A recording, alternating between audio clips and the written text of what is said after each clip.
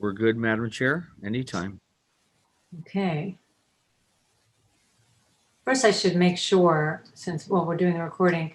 Ms. Sue, if you are present and you can turn on your microphone, just let me know that you are representing the district, just so I know both parties are present. Yes. Hi, this is Stephanie Sue. I'm representing the executive officer. Okay, I'll get to that on the record. I just want to make sure before I start, and Ms. Pritis, I think I heard that you're going to be representing petitioner. Is that correct? That is correct, Madam Chairman. Okay, so then I will begin then. Good morning. The hearing board of the South Coast Air Quality Management District is now in session. Today is Thursday, November 19th, 2020. The time is 9:00 a.m. We are meeting remotely via Zoom, given the current pandemic and the stay-at-home orders still in place in the state of California. We have one matter on the calendar for today, and that is SFPP LP, case number 4215-13 for a short variance. And who is representing SFPP today? Good morning, Madam Chairperson. This is Judith Pritis. The last name is spelled P-R-A-I-T-I-S, a Faegre Drinker Biddle and Reed, representing the petitioner this morning. And we also will have 3 witnesses on behalf of the petitioner who will be introduced. Thank you very much. And who is representing the executive officer today? This is Stephanie Sue representing the executive officer. Thank you. Good morning, Ms. Sue. All right, so there are a number of documents that we received, very comprehensive. We appreciate all that information in advance. So let's mark all the exhibits that we have thus far. So I'm going to begin by marking the permit, which is attached to the original petition. We're going to mark the permit as exhibit number 1. We also received yesterday a supplement to the petition for a variance. It's multiple pages, and that entire supplement will be marked as exhibit number 2. We also received a number of helpful diagrams and photos. So let's begin with those. There is an aerial view of the facility. We're going to mark that as exhibit number 3. A flow diagram for the transmix processing system. That will be exhibit 4. A moment, please. The aerial view was number 3, you said? 3, that is correct, 3. And then flow diagram for transmix processing system. That is number 4. Thank you. Number 5 will be the regional pipeline flow diagram. That will be number 5. And finally, there is a photograph of the transmix system. That will be number 6, all for petitioner. We also received yesterday proposed variance conditions, and we'll mark those. I assume that I believe they came from the district. So we'll mark those as A as an apple.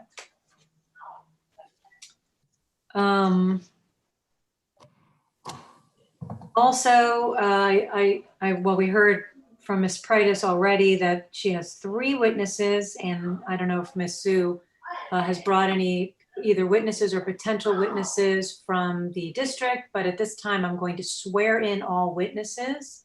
So if you plan to testify or you may be heard today, please turn on your camera at this time. Give you a minute to do that.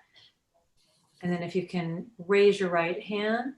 Do you promise to tell the truth, the whole truth, nothing but the truth, so help you God? And you can either nod or say yes. Okay, yes. Thank you very much.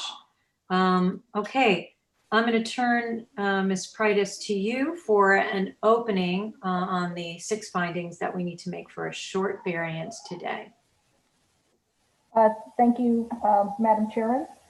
Just to confirm the procedure for today, I understand that I will make an opening statement And then I'm not sure if Ms. Sue will make an opening statement or if I then should just go into the presentation of the case for the witnesses. Yeah, I should have, thank you for that. I should have asked you if you have been here before and know the procedure. So the way that the hearing board works is, yes, we will begin with you to make an opening statement. Then I'll turn to Ms. Sue. She'll make a brief opening statement stating the position of the district. Hold on one second. Then we will turn back to you. You'll introduce each witness in turn. Then Ms. Sue will have the opportunity to ask questions of each witness. The hearing board members will then have an opportunity to ask questions of each witness. Then I will then turn to Ms. Sue once you're done with your presentation of witnesses and evidence, and Ms. Sue can present any witnesses that she wishes to present or any evidence as well. And then we'll go to closing statements. I will then ask members of the public who might be, this is a publicly noticed hearing, so any members of the public who might be present who may wish to be heard, do that before your closings. And then the hearing board will deliberate today on the hearing, on the Zoom, and we will vote and make a motion. Yes, And very good. And are you also familiar with the 6 findings for today? I believe you are, because. Yes, I am. I was just confirming that we're adhering to the normal procedures, that as if we were there in person. So we're prepared. Okay. I'm prepared to make an opening statement and then let Ms. Sue make her statement, and then I'll present our witnesses one by one. Very good. You may proceed. Okay. Thank you again. This morning we are here because petitioner, who operates a liquid fuels depot, storage and transfer terminal called the Colton Terminal, is in need of a short variance from January 1 through December 31. The variance relief is needed to meet Rule 1146 NOx standards, which stricter standards go into effect on January 1. The petitioner is ordered and expects to receive in February 2021 3 new ultra-low NOx burners that will be added to a heater, the Calidus heater, which is the subject of this variance. And that Calidus heater processes a fuel stream called transmix. Transmix, which you'll hear a lot more about shortly. Transmix is a— Madam Chair. I'm sorry? Yes. Ms. Yes, Patton's voice is not that clear. It sounds like a muzzle on your speaker. Is everyone else, we had tested audio. Am I clear enough? I hear you clearly. Okay. Mr. Holden, I will try to speak up as much as I can. Is that better? It's okay. Okay. I apologize if I seem like I'm shouting, but I will try to speak up. And if Mr. Holden, if I get too fuzzy again, if you could raise your hand or indicate, and I will again remind myself to speak up as much as I can. Okay? It's a feedback. I mean, your voice sounds like it bounces off the wall. That must be on your end. I'm not hearing feedback. Not at all. No. I hear you very clearly, Julie. I know it sounds a little bit, just a little bit fuzzy, but I don't hear feedback. So that might be on your end, but Ms. Pritis will speak a little bit louder, but also maybe just a little bit, crisper, and then hopefully you'll be able to hear. Fuzzy, obviously. Okay. Thank you, Mr. Holden. I will again attempt to speak up here.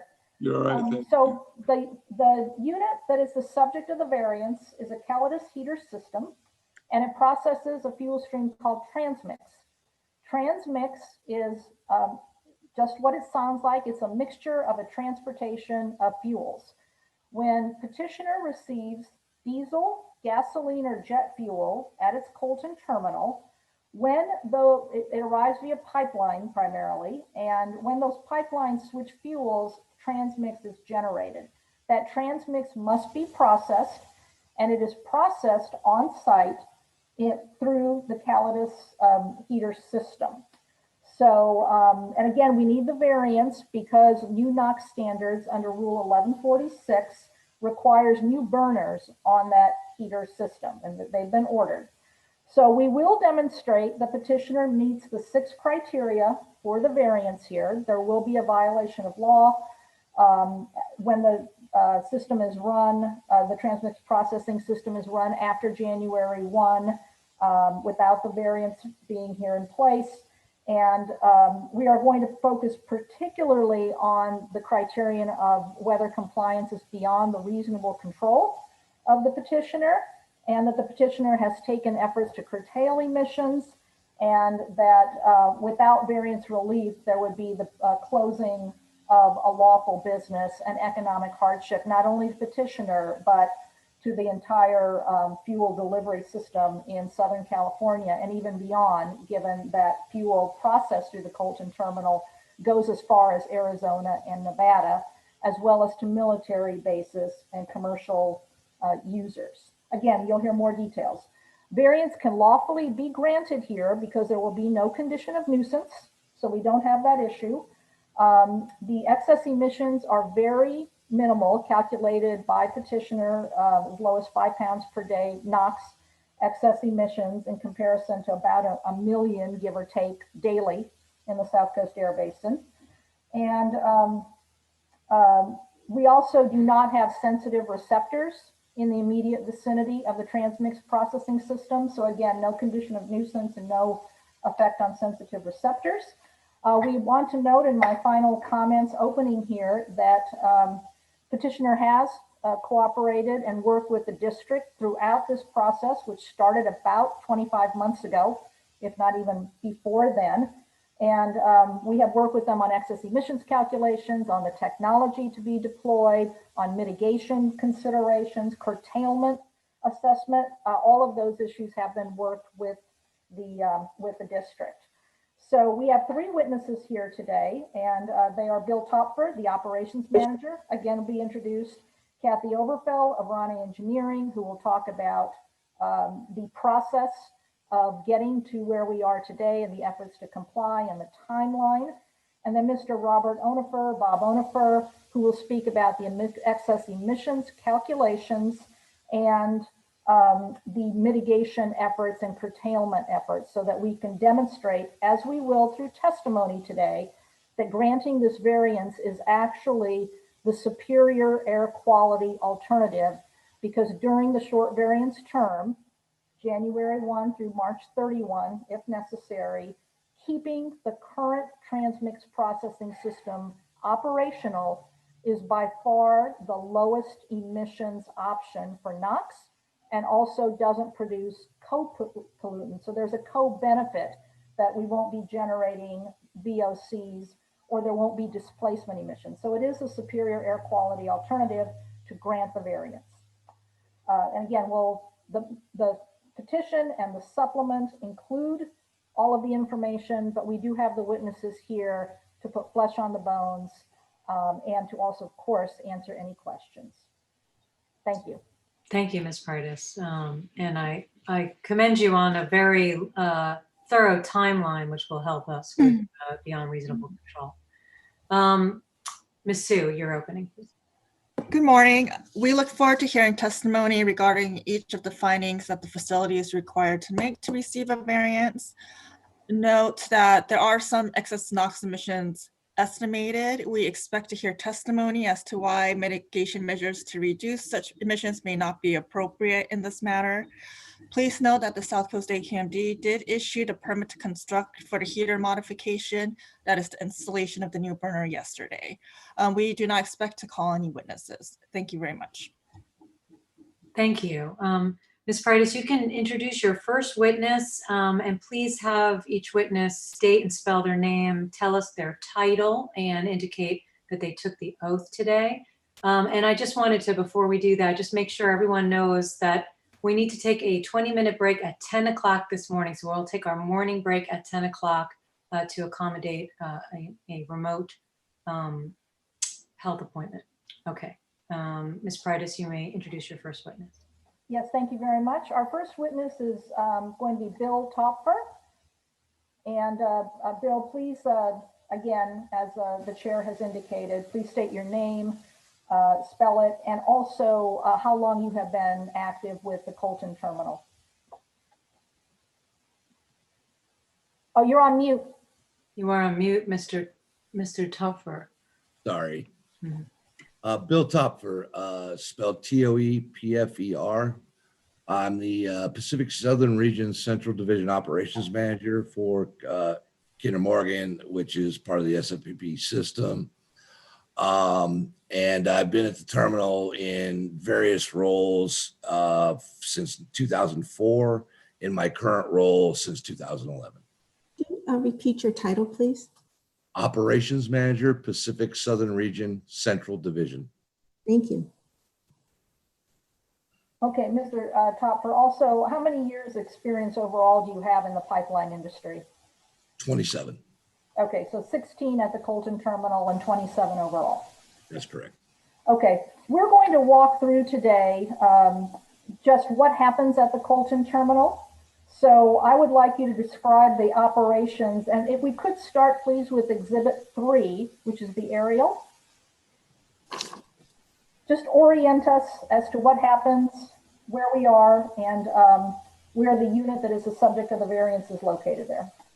Sure. The Colton terminal is actually very complex. It does a lot of different operations. Primarily it is a terminaling facility that receives product from our origin facility in Watson via pipeline, and we store and then provide loading services for our major customers to be able to come and load those products onto truck and then take them to market. Additionally, via the pipelines, there are additional volumes that are sent to storage within this Colton complex that are then repumped to go down to our down to the Phoenix markets, also Imperial on in between. Additional volumes also go to an adjacent facility that we own that is the origin point for our County pipeline system that transports products up through Barstow, California into Las Vegas and McCarran International Airport. And then finally, there are volumes that stay within the facility that are delivered to our storage that are then for our customers loading. And then also we do have Phillips 66 and Marathon Oil that have facilities within the complex that also we deliver via pipeline into those facilities, and they are taking fuel to market via truck. And Mr. Topfer, what are the fuel streams that are handled at the Colton facility? We handle via pipeline. We handle gasoline, diesel, jet fuel, and then also those products are blended with biodiesel for diesel fuels, and then all gasoline that's loaded is also blended with ethanol. Okay, so you're also a renewable energy hub in addition to a conventional fuel hub. That's correct. Okay, and then referring to Exhibit 3, can you orient us down to the transmix processing facility, which is the subject of this variance? Yes, the transmix facility would be in basically the lower center, shaded in a reddish pink box at the bottom towards the bottom of the photo. Okay, so hopefully everybody there can see where it's located. It's not on the border, it's well within a very large facility. Mr. Topfer, if I can orient you please to Exhibit 5 now, which is the regional distribution flow diagram. Could you please put the Colton terminal into the context of the regional distribution fuel network so that the hearing board can understand kind of where it fits in the big picture? Sure. So to look at the overall distribution network, you have to kind of go back to our Watson facility, which is our origin point. That facility receives product from the refiners that you can see at the top of the page.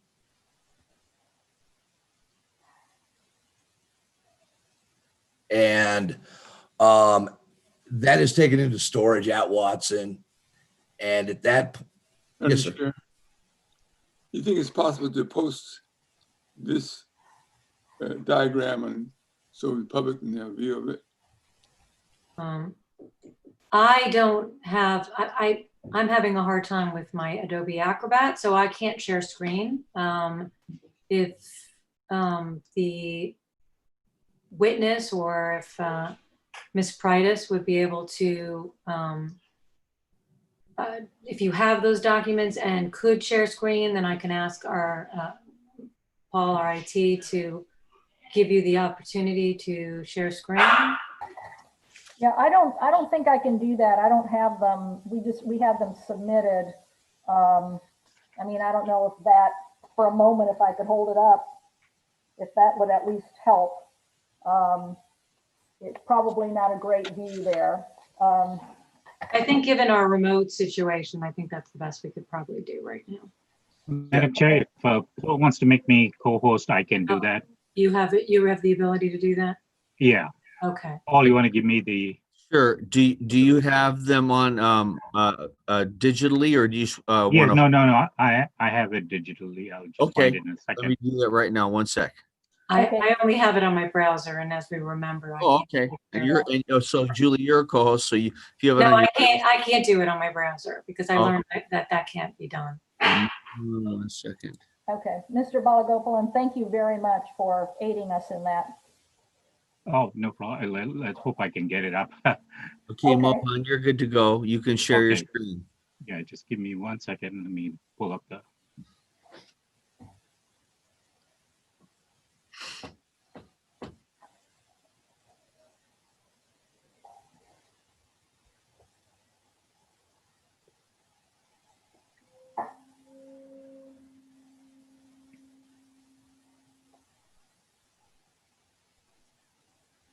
Okay, can you see that? Yes. Now we can. Yes, Okay. we can. Thank you. Okay. Mr. Topfer, then if you could describe essentially the Colton terminal, which is near the bottom there, is the facility where we just saw the aerial, and now you were describing the entire sort of regional fuel network, including the 7 refineries that feed into the regional network. That's correct. Yes. So the way the entire system works is product is gathered in from those refineries into our Watson facility. From there, it goes into storage, and then it is pumped via 2 separate pipelines into the Colton terminal. Also note, not depicted on this diagram, but there is a 3rd pipeline that leaves Watson that goes down and serves the San Diego markets. So we have 2 multi-product pipelines that flow from Watson into the Colton terminal. Again, as I described before, a portion of that product that's received is shipped to customers who are on site. Some is shipped to an adjacent facility and then gone. It is then pumped down to markets north and into Nevada. There's additional product that's taken into storage and then subsequently pumped via pipeline to the Phoenix markets. And then the balance of that it remains within the facility and is loaded via truck by our customers to destinations of their choice. And Mr. Topfer, how many military bases end up receiving jet fuel through the Colton that is processed or handled through the Colton terminal? The military installations that would be that are directly affected via the Colton terminal, we have a small pipeline that runs to March Air Reserve Base. Some of the product that is received into the adjacent facility of ours that pumps towards Las Vegas services Edwards Air Force Base and also Nellis Air Force Base. And then product that is pumped down the line towards Phoenix also serves El Centro Naval Air Station and Yuma Marine Corps Air Station. Right, and also commercial airports, as you mentioned, are also served? That's correct. the pipeline, one of the pipelines that comes directly into Colton services Ontario International. And then the system that runs into Nevada is basically the sole source for McCarran International. And some of the fuels that are utilized at Phoenix International are also pumped through that system going to Phoenix. And then additionally, finally, gasoline and diesel, which is consumed throughout the Southern California, Nevada, and Arizona area, also flows through the Colton terminal. Is that correct? That is correct. Okay. Let us switch to the topic of the day, which is transmix and how that fuel stream is processed in the Calidus heater, which is the subject of this variance. If we could, Mr. Balagopalan, if you could put up a picture of Exhibit 6, we'll get to the flow diagram in just a moment. Okay. Just so people can see what the current one looks like. And the burners that are being replaced, because this is the subject, and the fuel stream that's processed here is called transmix. So, Mr. Topford, just again, I don't know if there's much to add here other than just to tell the public and the hearing board what this unit is and what it does. Certainly. Well, I'll start with just kind of describing what transmix is. Through the process, because the lines that are gathering fuel into our Watson facility, and then also the pipelines that travel between Watson and Colton, they're multi-products pipelines in which one product, gasoline, for example, is pumped, and then then the next product, maybe jet fuel, is pumped right behind it. During those processes, there's an interface created between those two products, and those products get mixed, and that is what is actually transmixed. There's about 60 to 70% of what is generated through the system is generated during the gathering operations at Watson. Probably an additional 20 to 25% is generated through the transportation process in the pipelines into Colton, and then at the Colton facility, just through normal operations that we do, there's the balance of that amount is generated. So at that point, you have this product that is basically a mixture of gasoline, diesel, and jet fuel. And one of the ways that we manage the inventories of that is via the transmix processing unit.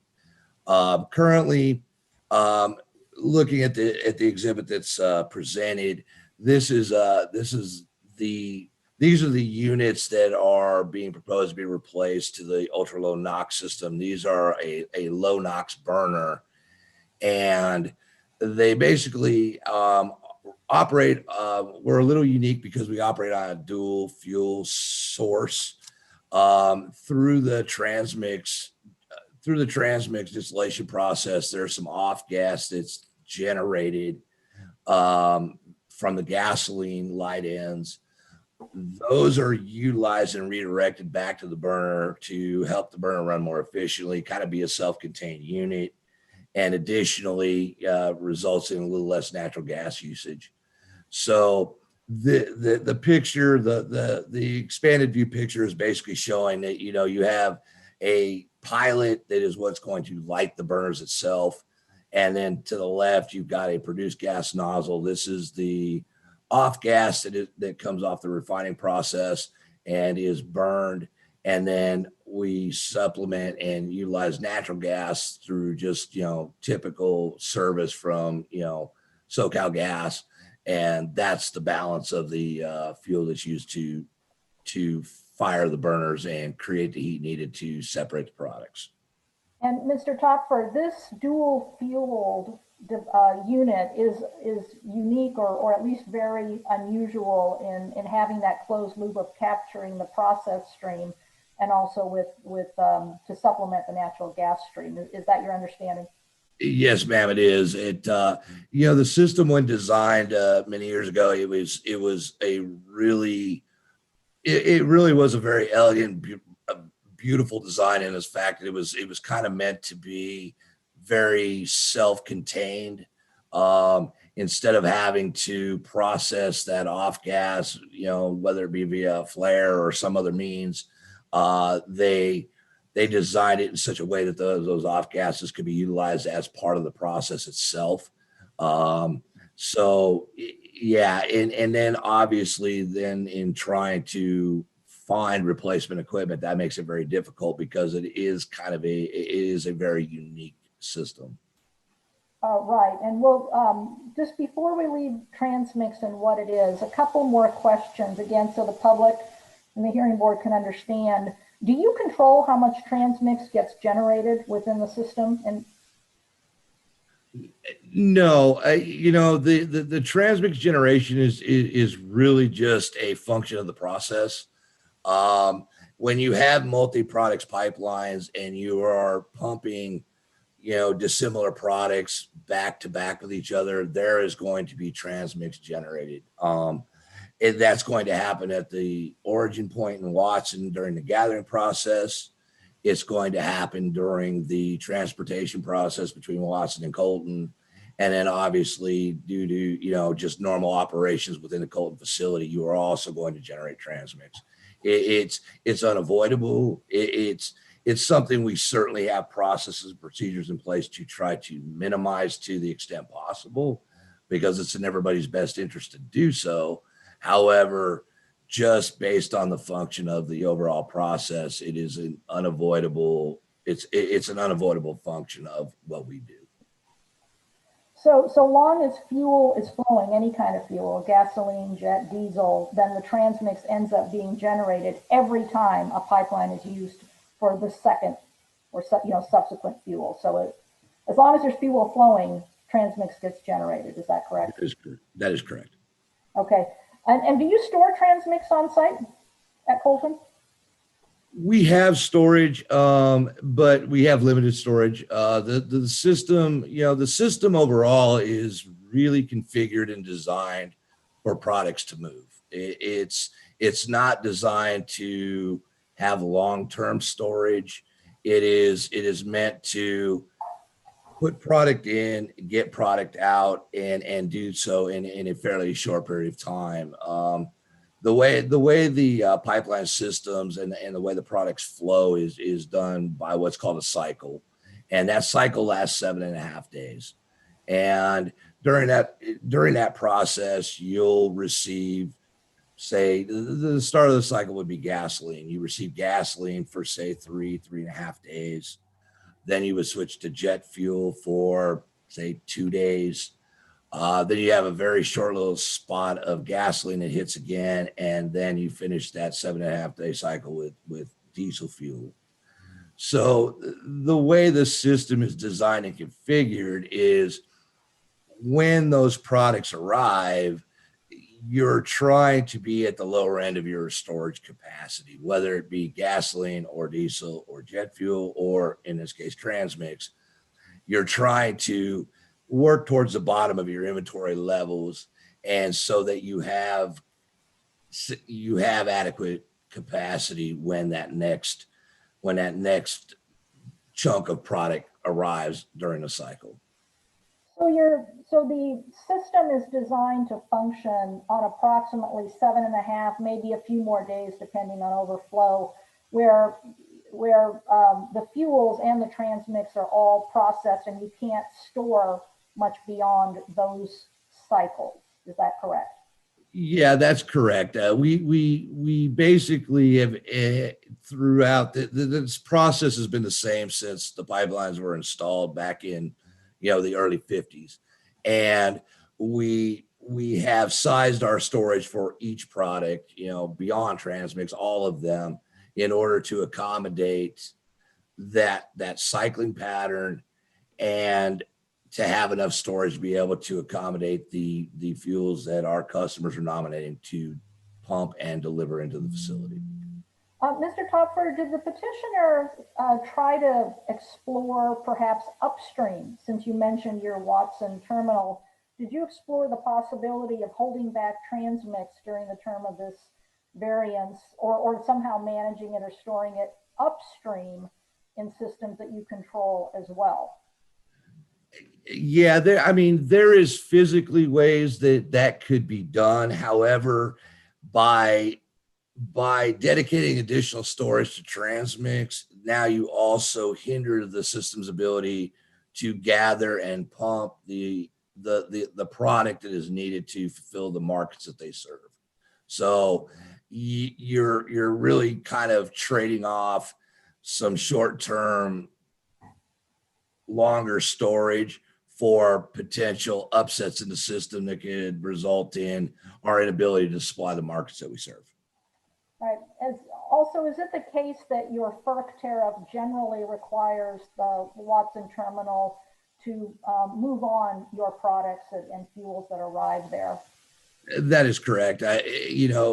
Going back to the premise that, the system is designed to move fuel, our tariff does require that as transmix is generated at Watson, we move those volumes into the Colton facility because that is the destination point for transmix generated at Watson per the tariff. So for a short-term variance, which is up to 90 days, there is not a way to manage enough transmix or fuel that moves on 7 to 10 day cycles on-site or off-site. Is that correct? No, ma'am. Okay. If we could move over to maybe the transmix flow diagram. Thank you, Mr. Balagopal, and you're faster than we are. This is,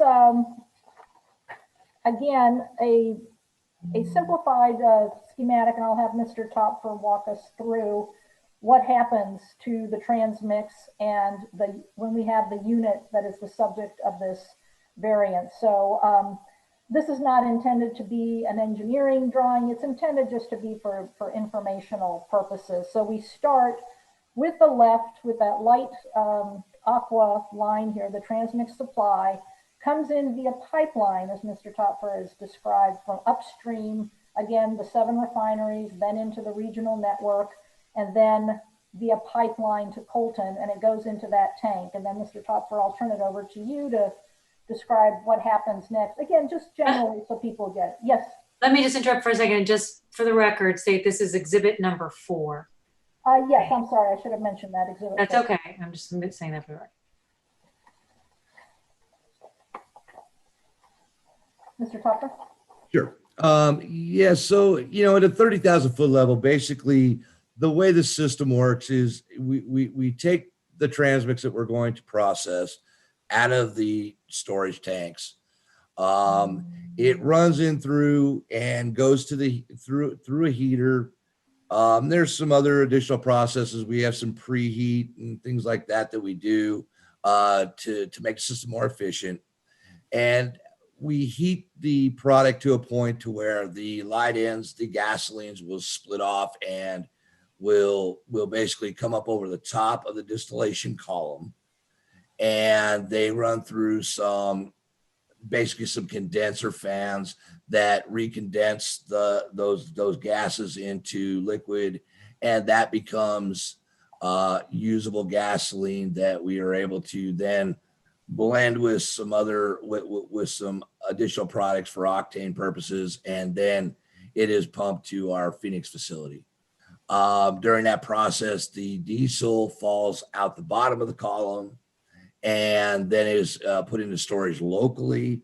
And then those products are then loaded via truck by our customer and taken to the destinations of their choice. Again, there is some split stream of both of those products as they come off of the distillation column. And again, those are used to preheat the transmix as it comes into the system, thereby allowing you to not have to run the heater nearly as much to create the heat that you need to get that distillation process to happen. And Mr. Topfer, what happens if you have too much transmix on site? Do tanks fill up or you just can't process it fast enough? What happens? If inventories start to build, yes, there's a lot of things that can happen. We will typically try to do everything in our power to encourage our customers who own the product to come and lift the product more ratably via truck. In some cases, we will also, work with our customer who processes transmix through the facility to maybe increase volumes for that month to help us alleviate additional storage issues. But at the end of the day, if inventories climb too high, we're unable to manage them. Eventually, if you run out of transmix storage, what that does is it leads to a situation where you cannot run the pipelines any longer, and therefore you no longer are able to deliver the other products into the facility for distribution to the market. So it's possible that the Colton facility at some point, maybe not in a few hours or a few days, but maybe after a couple of weeks at most, if you can't process the transmix and continue operating the transmix processing system, you would have to shut the Colton facility down because the fuels could not come in. Is that correct? The facility itself would stay functioning, but there would be the pipelines coming in that would be the problem. Yes. And then that can have a just kind of a backup effect that then if it backs up to our Watson facility, now they are sitting with product that's scheduled to pump to Colton, but their storage tanks are tied up with that product, and so they can't gather additional barrels from the refinery. Again, it really just goes back to the idea that the system is meant to move, and it's meant to move on a fairly short-term schedule based on the 7.5-day cycle. Mr. Topfer, I'm sorry to interrupt, but I wanted to, if you could just clarify, in your opinion, the time frame by which that might happen. How long before you see that occurring? And then I'll... There are a lot of variables, to be honest. I mean, some of it depends on the generation of the transmix. There are things that can cause us to generate more than normal, but typically speaking, you're probably looking in a 7 to 10 day, give or take, time period to where inventories will start to grow, and you're going to start to very quickly get yourself into a position where you're not going to be able to manage the inventories, and it could lead to significant issues upstream and cause issues with the distribution network in general. So that would happen for sure within the 3-month period proposed for the variant. Oh, absolutely, yes. Thank you. I just want a clarification. You can proceed, Ms. Pratt. Okay. Thank you. Mr. Topfer, did the Colton facility operate continuously throughout the pandemic?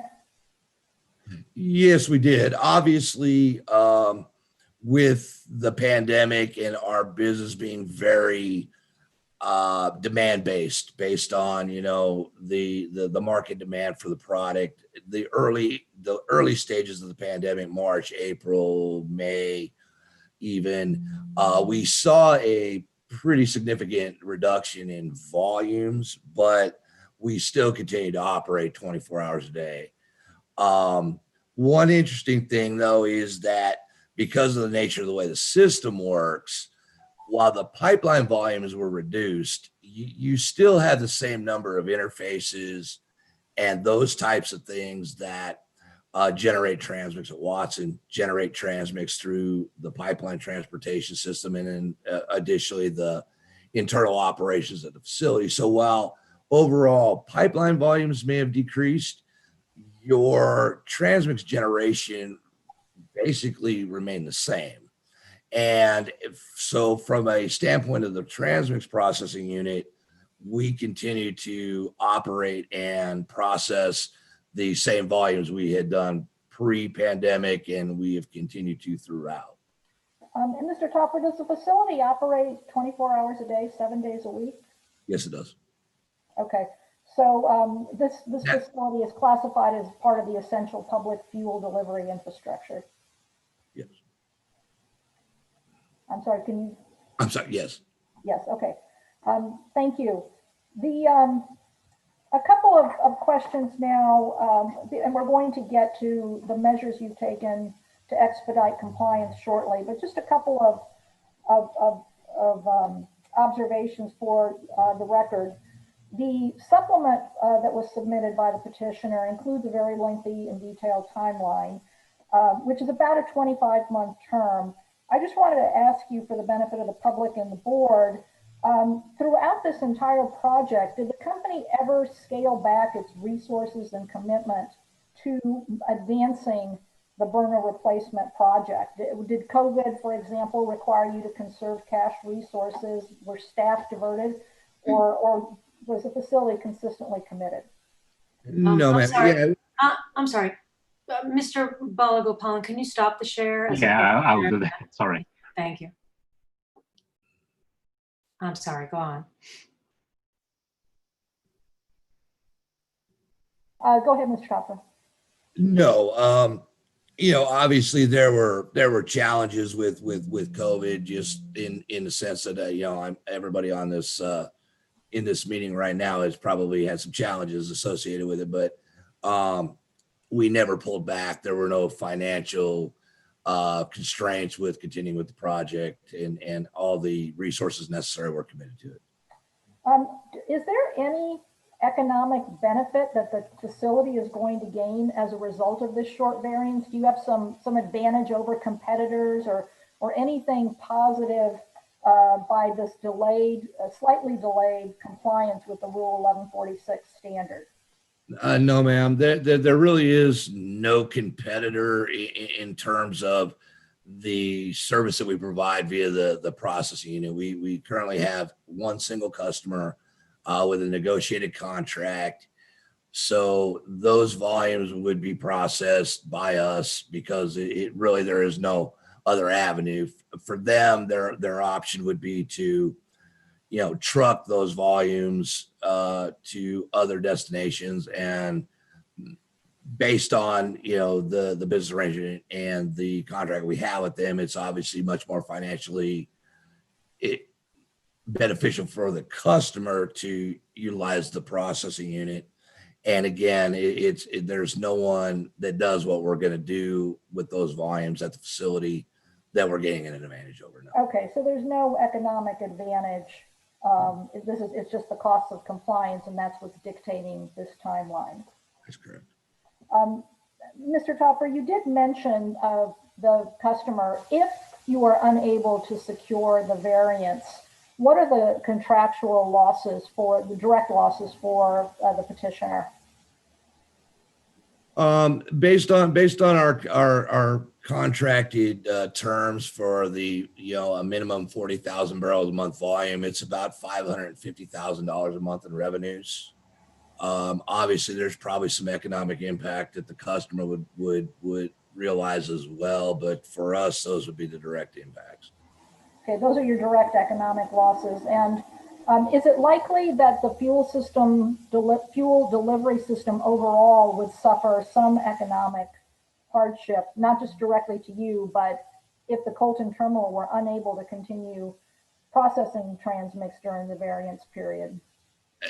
There certainly could be. You're looking at potentially, if we interrupt the overall system too terribly much, you're looking at potential, shortages of product, or those products that would be normally loaded out of the Colton terminal for, say, the local Inland Empire markets.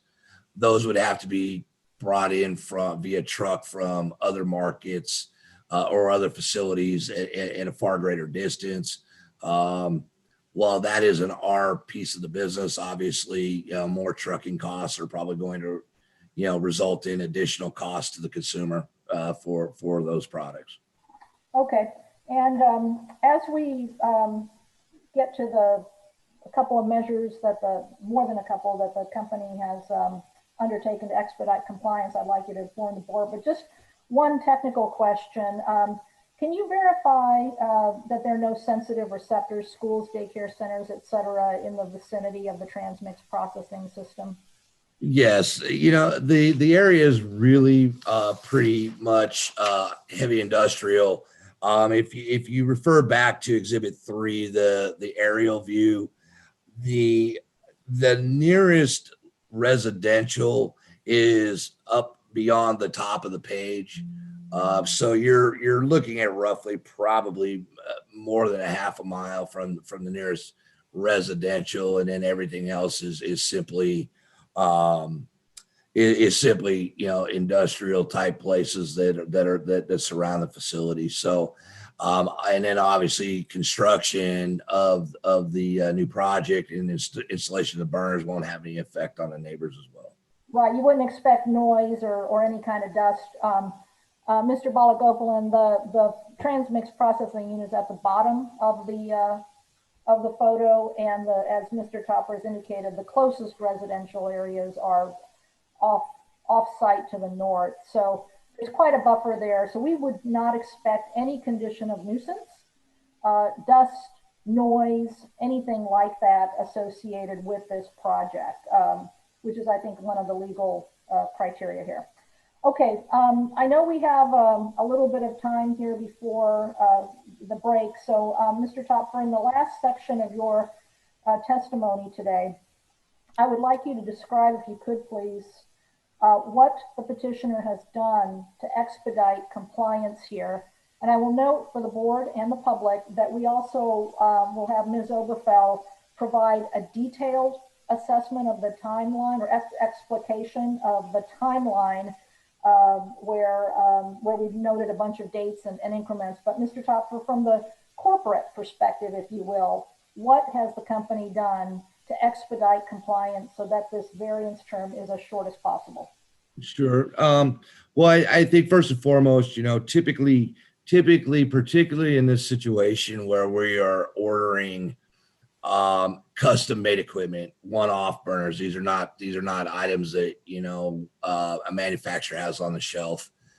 These are custom built, and we would have certainly been more comfortable waiting until a permit to construct was in place before placing that purchase order for, you know, it was almost $750,000 for, you know, the burners and the additional equipment and contract labor for installation. However, you know, we made a determination at some point that we had a comfort level with the risk based on the latest draft we'd gotten, I believe in late September, that we were comfortable with moving forward with the purchase. Then subsequently to that, we did make the decision to spend an additional almost $100,000 to expedite delivery of the units, giving us a roughly mid-February delivery date, as opposed to, I believe it was going to be late March, early April. So we were able to move the delivery date up and, you know, expedite our ability to get them in and be compliant. So just to be clear, Mr. Topper, it's company protocol and policy not to place an order for customized control equipment until the permit to construct is issued. Is that the normal protocol? That's correct. You just, you know, the unknown is that if something comes back in the final permit to construct and there's some additional conditions or changes that maybe the equipment that we've spec'd out isn't going to satisfy, now we would have basically paid for some very expensive equipment that would be unusable. And really, because they're a custom built unit, you're probably stuck with them. And what would happen if you had to reorder the equipment again? Well, at that point, you go back to the back of the line. You know, we're not obviously probably the only entity that is dealing with this particular issue right now. I'm sure there's others throughout the LA basin that have similar type systems that are having to order low NOx burners. If we were to order and have an order being built and then have to cancel and start, we probably go back to the end of the line, and which would certainly, you know, extend delivery dates even further than what they would have been. So the company took on some commercial risk when it placed the purchase order on October 1st for $751,000 and change based solely on a draft permit to construct. That's correct. And you incurred an additional $98,000 on October 20th, I think it was, to expedite even faster as an additional mitigation to That's achieve correct. compliance. Okay. Again, we've already talked about there was no diversion of resources for this project due to the pandemic or otherwise. I wanted to have you also confirm that you met or exceeded all regulatory deadlines related to this project, that the company was not late on any of its applications or responses or deliverables to your knowledge? Not to my knowledge. I believe we were early submitting the permit application from the deadline that was prescribed, and from the updates I've received throughout the process, it seems that we've been, proactive in working with the AQMD and staff to work through this entire process. Right. I believe is it your understanding it was on November 20th, almost a year ago to the day, that the permit to construct was applied for 2 weeks in advance of the regulatory deadline? Correct. So we have just a couple minutes before our break, Mr. Topper, but we're near the end of your testimony. Could you please describe the operational mitigations that the petitioner has considered to control or limit NOx emissions, and what you're doing essentially to keep those emissions to the lowest level feasible during this short variance period? Sure. We've looked at any scheduled or routine maintenance that would need to be done. That would be a NOx generator, primarily, tank maintenance, things like that. And we have looked to defer those. Obviously, there may be situations if we have some kind of an emergency or safety related issue where we have to do maintenance, we would have to do that. But anything that we could schedule around, we've deferred that until after the variance period ends. Obviously, we paid to expedite the delivery of the burners by probably roughly 6 weeks to try to get us in compliance that much sooner. Once delivered, we will certainly devote any and all resources necessary to complete the installation in a timely manner to get us up and running on those ultra low NOx burners and in compliance with the provisions of the rule. Additionally, we will modify or tweak, I guess, our production schedule at the transmix unit around that installation schedule to the extent that inventories will allow, to try to push as much of it past the installation date as we can. I'm going to stop us there for before we ask another question before our break. And I wanted to just ask that in the time of the break, if we need to, I understand that permit, the final permit was issued yesterday. And if we need a copy of that new permit, so that now the request is for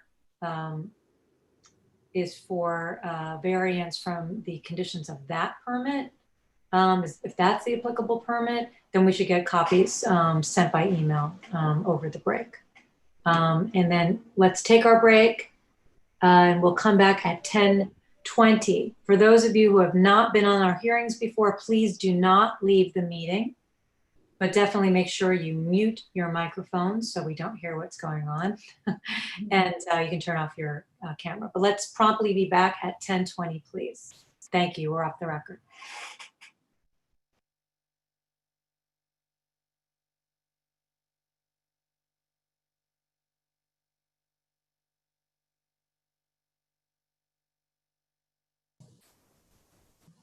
Judith? This is Rosalinda, the clerk. I didn't get the full title of. Yes, go ahead, Ms. Diaz. You need Mr. Topper's full title? Yeah, I did. Operations Manager, Pacific.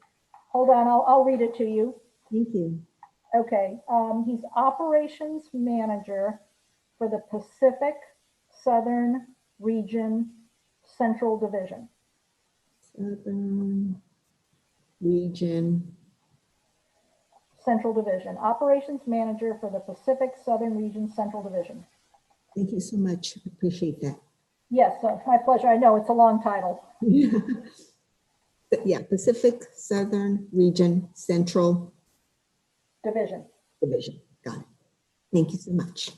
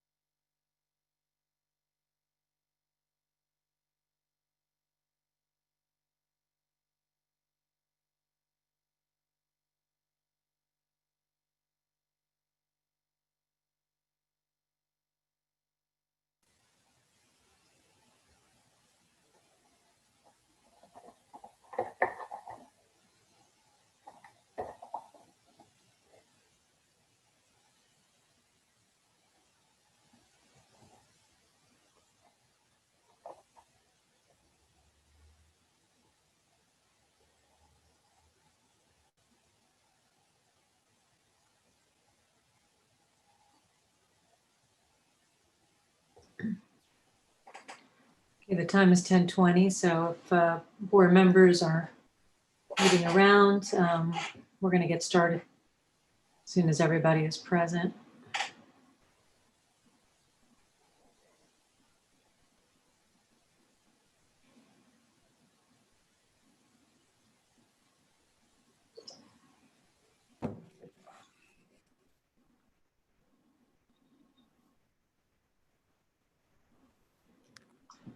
I'll want to make sure that we have Dr. Bernstein, Senator, Ms. Verdugo-Peralta. Thank you, Senator.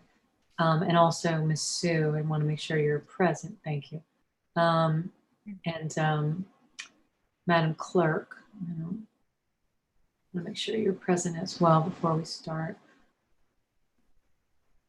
Because I don't believe we got to the revised copy of the permit that you suggested they sent during the break. Okay. Let me ask, was one sent to the clerk's office? Is that a yes? I'll go check. Okay. Petitioner did not send it last. Oh, Rosalinda, wait. No, we did not yet receive a copy of the new permit. Oh, I was just about to check right now. Right, but I think Ms. Pritis was saying that none was sent. Oh, okay. Yeah, we received it yesterday afternoon and we did not send it. Ms. Sue, did anyone from the district staff send it into the clerk? We did not send it to the clerk. It's up to you, Ms. Pritis. I don't believe that it's relevant, the new permit. Are you seeking relief from the new permit conditions? Well, to the extent they include generic terms such as comply with all laws and terms, then they would be included. I think Ms. Prusak is correct that they would be part of the relief requested now that we have the final. A petitioner does not have any questions about the or concerns about the permit to construct that was issued yesterday. The only question is whether in the amended request for relief, it was sections of D, E, and F of the reclaimed Title V permit. And I don't know if the new permit then supplants that old permit and those conditions. And that's simply to keep equipment in good operating order, keep all of the usual administrative type of comply with all emissions limits, things of that nature. So if those are in the new permit, and we should be referring to that permit, then we should have a copy of at least those relevant sections of the permit. Not that there's.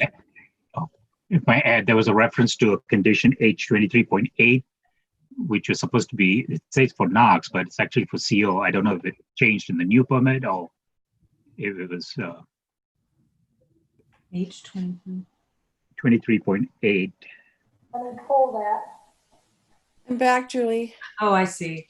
Great. Okay, so we're all back. I'm going to go back actually on the record. Now that everyone is back, we are back on the record. And we're just trying to determine whether or not we need to have the new permit, if that's going to supplant the old permit with regard to those administrative and other conditions of the permit from which the petitioner seeks relief. And if it does, then we would need to have that new permit, just those sections, nothing, Ms. Sue is quite correct. The rest of the permit conditions are not relevant. But only if those. I'm not hearing you, Julia. If anybody else is speaking, I'm not hearing. Does anyone hear me? Yes. I hear you. Yes, ma'am. Cynthia, Mr. Balagopalan, can you speak so that Cynthia can see if she only doesn't hear me? Oh, no, I hear you clear. Can you hear either of us, Cynthia? Okay. She's muted. She is having problems with her volume. Yeah, her speaker probably was turned down. Cynthia, oh, tell her. Let's see if I have her number.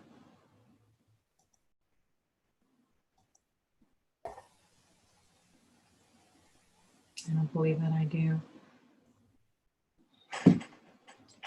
Cynthia, can you hear us? Rosalinda, do you have member Verdugo Peralta's cell phone? I do. Maybe, can you text her and tell her she may not have her volume up?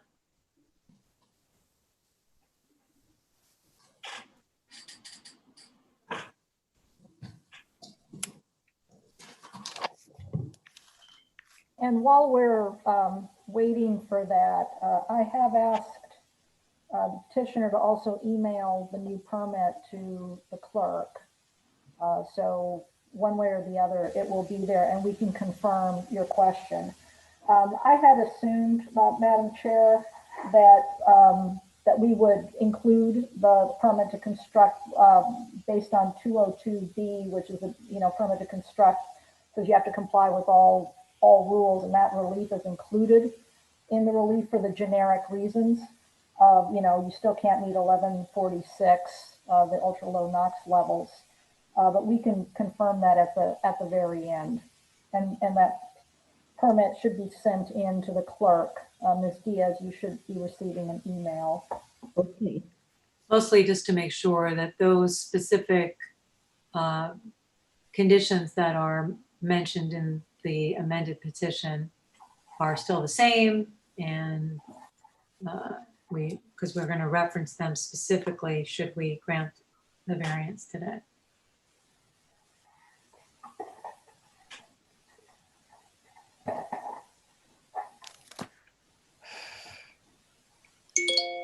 Have you been able to text? Yeah, I just said it right now. Can you hear us yet, Cynthia? Yes. Okay, great. All right, we are then back on the record, and when we I'm going to stop for a moment just to see if it came in. okay. All right, but we're going to go forward with the testimony while the clerk does that. And we left off. We were still with Mr. Topfer, and Ms. Pritis, you were asking questions. So let's go back to that. Yes, thank you, Madam Chair. We have concluded Mr. Topfer's direct testimony. His aim was to describe the facility, how it worked, why we're here today, the company's commitment to compliance, and the actions that were taken to expedite compliance and to mitigate emissions. The next witness we have, Ms. Catherine Oberfell, is going to speak in more detail about the timeline of events, in particular, the beyond reasonable control. We provided a series of dates and increments of progress. So I was going to go ahead and excuse Mr. Topfer from direct testimony at this point, and we will proceed with Ms. Oberfell, and then First, we're gonna hand it over to questions for Mr. Topfer before we do that. And I'm gonna ask Ms. Sue first if she has any questions for Mr. Topfer. I do have a few questions for Mr. Topfer. Is he online? Oh, there you are. Okay. With the gallery view, sometimes it's hard to find people. It's very tough. Well, good morning. So I just have a few questions for you. So how much transmix is processed per day at the facility? Per day is a little tough.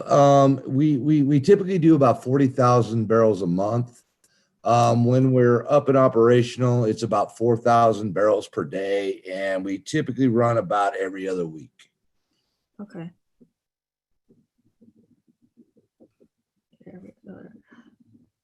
And how much storage for transmix is available at the facility? There's a total of 89,000 barrels. Okay. And I noticed on Exhibit 4, it does say that the transmix supply is either processed on site or loaded on trucks. And if it's loaded on trucks, where does it go? That is up to our customers. We don't own any of the products that we transport, and that includes the transmix. So our customers on the pipeline side, they arrange for a third-party carrier trucking company to pick up their product, including the transmix, and then transport to a destination of their choice. So is it your customer makes the determination as to whether or not it's processed on site or loaded onto trucks? Well, yes and no. We have one customer for the transmix processing unit. So the transmix that they generate and or purchase from other customers is what they process. On the pipeline side, we have multiple customers. So those customers either are required to load the transmix and take it to a destination. They have the option to sell it to the customer that we utilize to process with. But either way, it's really up to the customer how they want to remove their inventory out of those tanks. Okay. So if I understand there's a lack of storage space, at least that's your testimony was there's limited storage space at the facility, would it be an option to load the transmix at the facility and take it somewhere else? The option is there. I mean, obviously we load, the 40,000 barrels on average that we process a month is about 25% of the overall transmix is generated through the system. Obviously, yes. So the balance is loaded via truck. Some of that has to do with the customer's ability to take it somewhere else. Some of that has to do with the amount of transmits we're dealing with. The processing unit gives us an ability to much more efficiently and quickly to dispose. Well, not dispose, that's probably the wrong word, but to process and remove the transmix from inventory. So was loading it on trucks considered as a mitigation measure instead of running the transmix processing? It was, and I think Mr. Onifer, when he testifies, will speak to that to a degree. In that, based on what we've looked at, the emissions emitted overall for loading the transmix and then transporting it to someplace off site is going to generate more emissions than it does to process those volumes on site through the unit. Great, thank you. No further questions at this time. Okay, board members, just so we all know, at the appropriate time, we can all take a look, but we now have received the new permit by email from the clerk. So at the appropriate time, we'll take a look at that.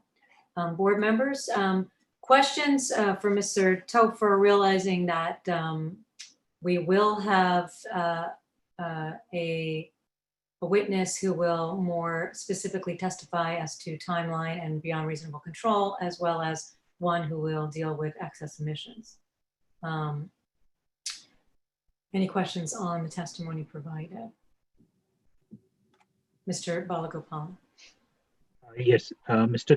Topher, are you the person who can answer questions on maintenance? I know in response to question number 4, the type of maintenance that has been done ongoing at the facility.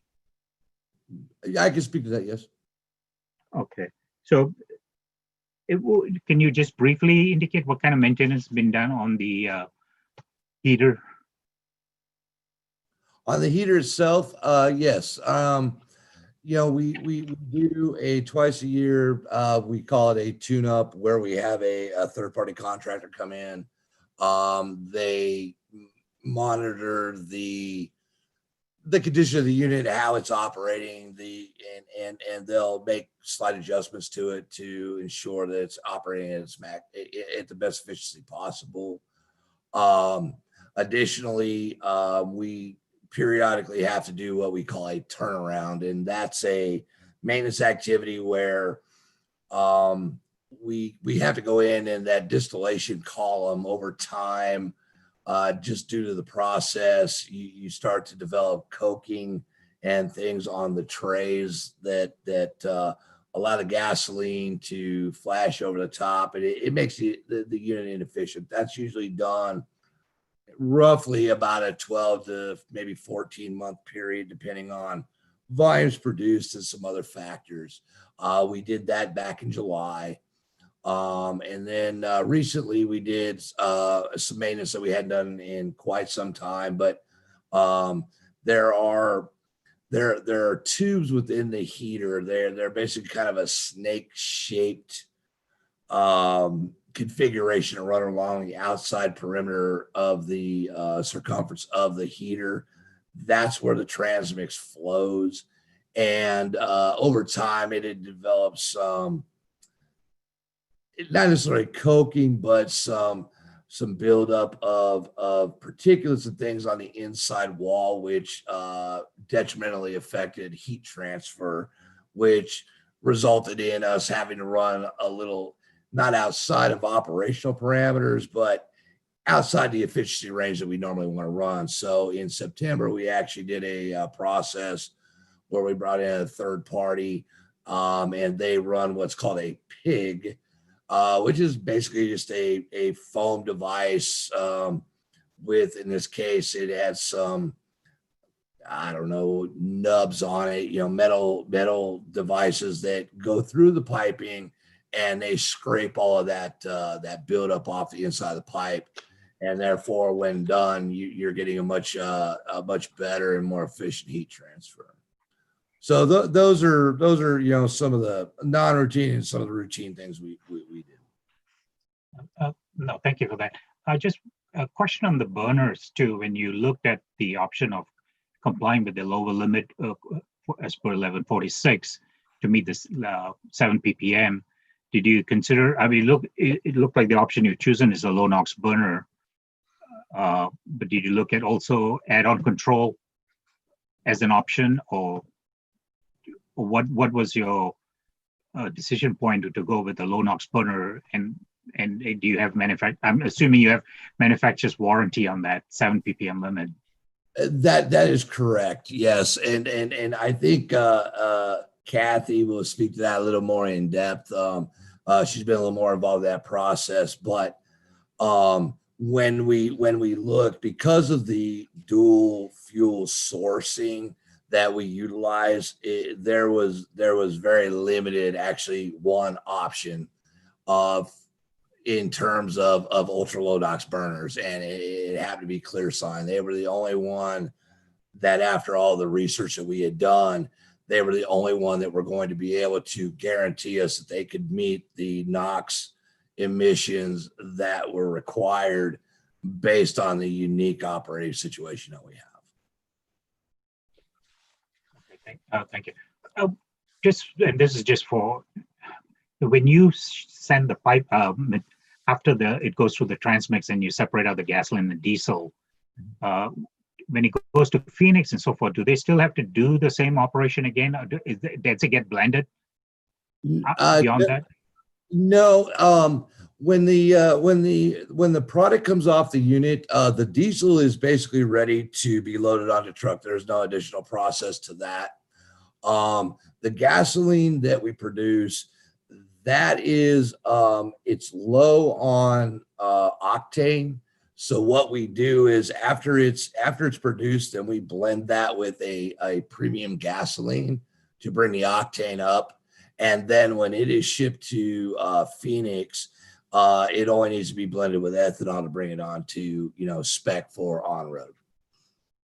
Okay, thank you for that. You're welcome. I have no further questions. You mentioned turnaround when Mr. Balagopalan asked what kind of maintenance. Have you had breakdowns or turnarounds in the transmix heater where it's had to come offline for a number of days or a little while? The turnaround maintenance, that's something that we usually, that is typically scheduled. We can monitor our operating parameters and we can kind of predict when that needs to happen. And it's beneficial to us, obviously, to do it on a schedule to help us manage all our overall inventories. I'm sorry. Oh, no, my question is more of, in those periods, how long has it gone down for, and what have you done in? A turnaround maintenance is usually typically about a 5 to 6 day process. We usually prep the unit on, say, like a Sunday, and then the contractor mobilizes Monday, and we are usually completed with the work itself by, say, Saturday and ready to fire back up on a Monday. So we don't miss that every other kind of week schedule that we have typically. Okay, so you can much more easily manage what's coming in and what's going out. Yeah, and obviously if we are planning ahead, then we can also, maybe run longer and bring the inventories down prior to that shutdown. So things that are within our control and are scheduled are very, I won't say very easy, but it's manageable in the sense that we were able to kind of manage the inventories ahead of that process. And have you ever had an unplanned shutdown of the heater? And if so, how long was that for? And what did you do in that situation? Yeah, yes, we did. As a matter of fact, the pigging process that I spoke of just a few moments ago, that was a situation where we had started to see some signs we were maybe having some issues, and it was something we needed to do. But on a Saturday morning, is actually the operational parameters just went to a point where we were no longer really operate with the condition we were dealing with. And how long was that? Well, so basically what happened is we spent the rest of Saturday and Sunday mobilizing resources and expediting contractors from actually out of state, and just getting everything in place. We had everybody mobilized to start first thing Monday morning. We did the work that Monday morning, completed a couple of other tasks the Tuesday morning, and we're basically ready to start up by Thursday of that week. So within the same time frame. Yeah, if we have those kind of issues that are unplanned, we throw whatever resources we have and need at it to ensure that we're able to get back up and manage the inventories like we need to. But those kinds of things, I'm assuming from your prior testimony, you can't work around something that's a month or more of a time. No, ma'am. It just the cascade effect it has on the entire system and the whole distribution network. It eventually is going to manifest itself into just a huge problem. Okay, those are my only questions.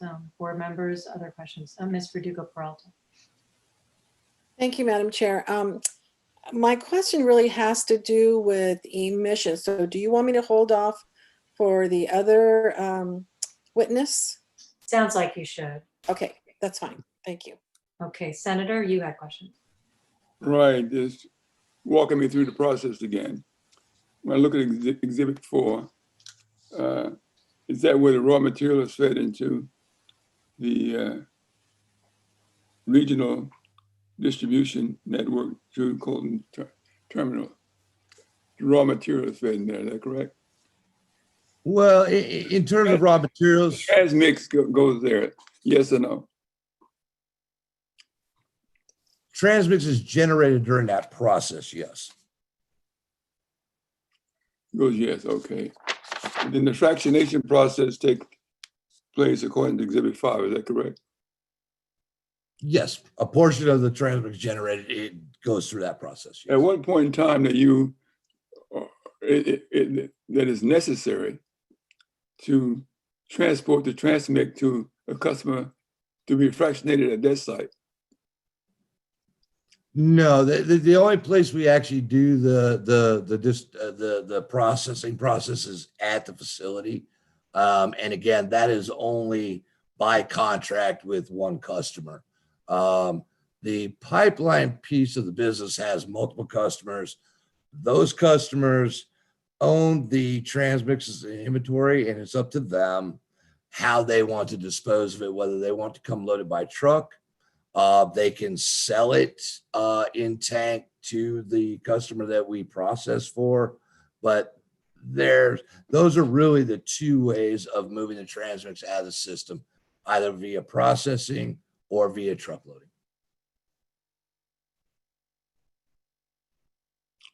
Well, you are concerned about the storage capacity. Right. And that may fluctuate to no storage available at all, or to the storage which allows you, based on orders, to transmit the transmix or the product. Correct? That's correct. Yes. You know, the system and the amount of storage dedicated to each product is sized appropriately to deal with the products that we transport through the system on that cycle basis. And that includes the transmix. We have to ensure that based on the way the product moves through the system, that there's adequate storage. If adequate storage isn't available, then yes, it creates additional larger issues through the entirety of the system. At what point in time, if ever, that you have to almost shut down the system or thinking of it because of you don't have adequate storage space and you're not dispersing it to your customers?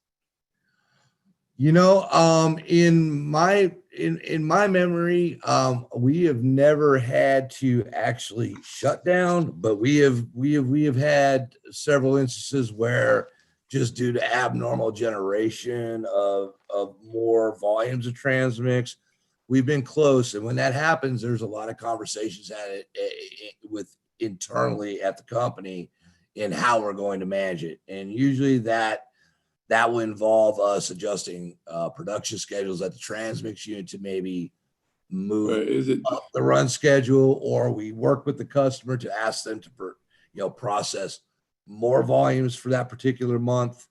But it's something that does happen occasionally, even under normal circumstances, to where we have to have some internal conversations on how to best manage what we have going on. Which is the most efficient method of operation in terms of reducing pollution, emitting pollution, whether it's at a site or transport?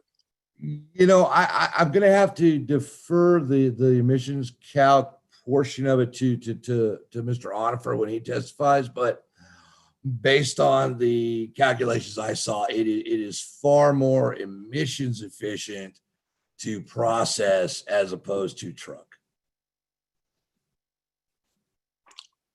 Okay, now on your economic and other harms to business, paragraph 1, 2, 3 down below, you talk about that you say the efficiency, the subject of the variance, first is to process transmit on site in the Colton Terminal Transmit Processing System, which is the subject of the variance. Correct. Explain that to me, please. The way the system is configured, again, understanding we have limited storage capabilities, We have somewhat limited truck loading capabilities, and we obviously also have some somewhat limited processing abilities. The way the system works together is those systems all work in harmony in order to manage those inventories. The volumes that go through the processor help alleviate the pressure on the truck loading system, and conversely, the volumes that go through the truck loading system alleviate any pressures on the processor.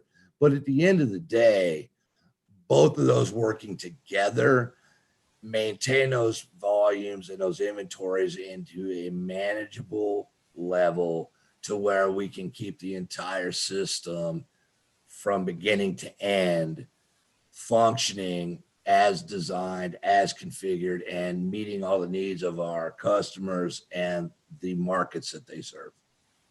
If this process is subject to the variance, then what's the heater at ultra low emission? Is that's what you're asking for the short variance for? Is that not correct? That is correct. Yes, exactly. Because the current burners on the system will not meet those standards. The variance is being requested because we are unable to meet the January 1 timeline based on the delivery date of the ultra low NOx burners. The short variance requested is relating to the heater. Is that correct? That is correct, sir. Okay, then what about this pipeline? Is the variance necessary for that as well, or is it part of a couple? No, sir. No, the pipelines themselves are not subject to variance. It's simply the burners associated with the heater that is part of the transmix processing unit. However, they're kind of an intertwined set of systems that rely upon one another in order to keep the entire system up and running. Okay, thank you. You're very welcome, sir. Board members, Mr. Balagopalan, you have another question. I had a follow-up, Mr. Topol. When do you expect delivery of the new burners? The latest date I've seen is February 12th. February 12th, you said?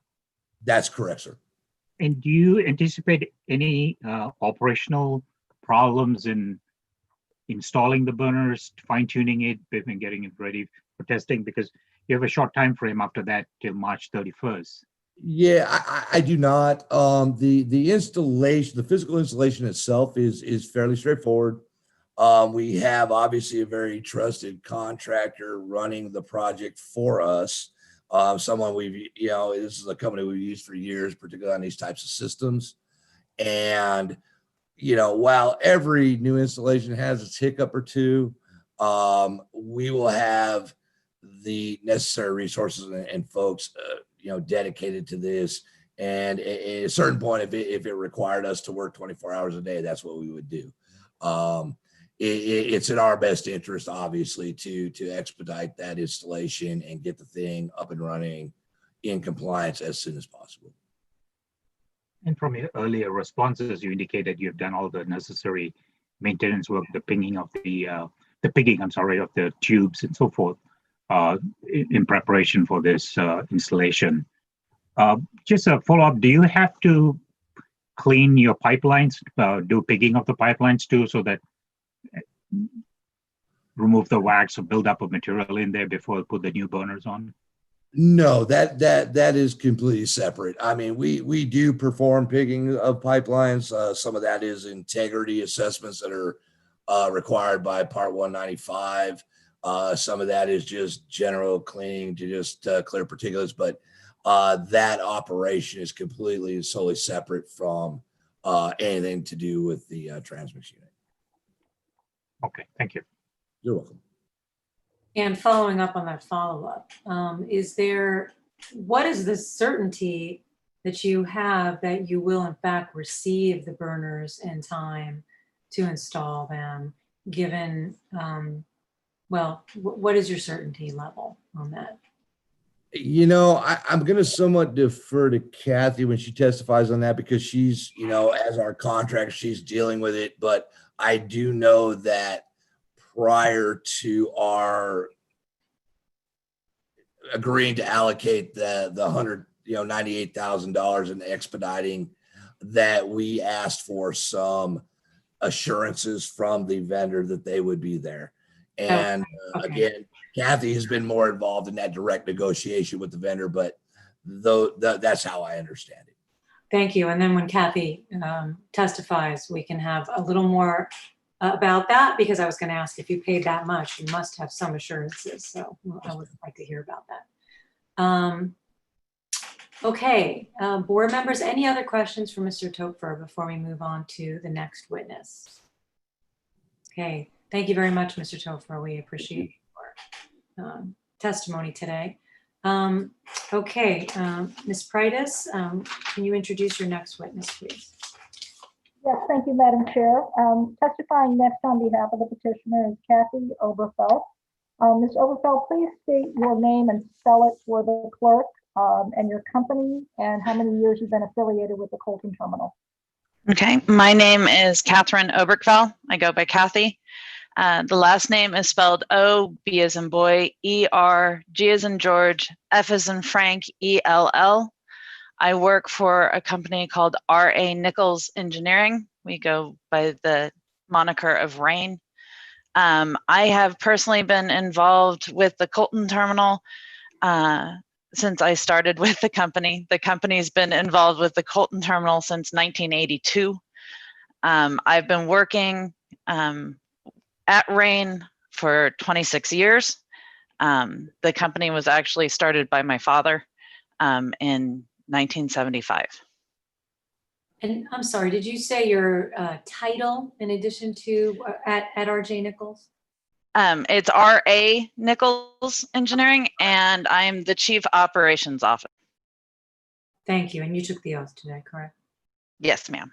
Okay, thank you. Sorry, you may continue. Yes, thank you, Ms. Oberfeld. So we have the petitioner submitted in the supplement a narrative timeline of the increments of progress that started 25 months ago. We will explain why this has been such a seemingly long process, but can you tell us what you started, how you started this project, what was important to you, and what you started in 2018? Yes, so the heater that we're discussing is currently in reclaim. And the reason that the heater went into reclaim originally was when 1146 was originally passed. There was a determination made that there was no available technology that would allow the heater to function efficiently and be able to meet the new NOx standards that were in 1146. Okay, so that's why the unit originally went into reclaim. When it became clear that reclaim was going to be sunsetted, we took a look at the unit again and the current available technologies and tried to assess the best technology available for this unit to bring it up to the new ultra low NOx standards. And this process originally started with looking at SCRs, which are systems that would be put onto the stack to handle emissions after they're created in the burner. While a system could be used to get the system to the NOx standards in 1146, it was not a minor modification to the unit. It was going to be a very major modification to the unit. So we continued to work with the district and with different manufacturers, and we found that the ClearSigns burner could actually be made to handle both our process streams and meet the NOx requirements. And that's the way we eventually ended up going. So Ms. Oberfeld, in 2018 and into 2019, it appears that you spent a lot of time researching the types of burners or other equipment that would meet the low NOx standards. Is that correct? Yes, and we started this process with meeting with district staff to define exactly the definition of our current unit and to establish what NOx limits the unit would have to meet moving forward. And why was the SCR option rejected, given that that seemed to have been the more conventional approach? There's two reasons for that. One, the existing heater stack was not designed to handle the additional weight that would be required with the SCR.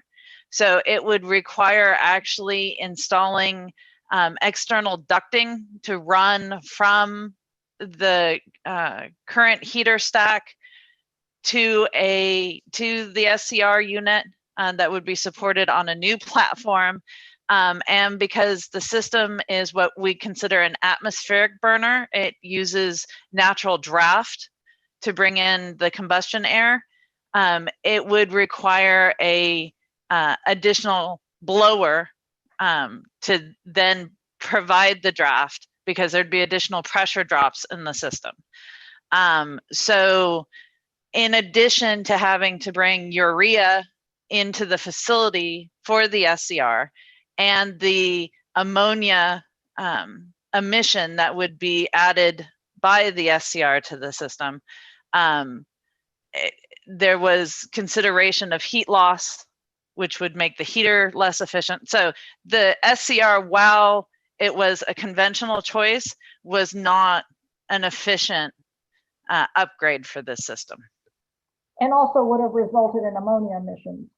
Yes, ma'am. So it would have, instead of being a minor permit mod, it would have then been a major permit mod because of the addition of the ammonia, as well as the urea storage tank, and the additional blowers, pumps, and fugitive emissions.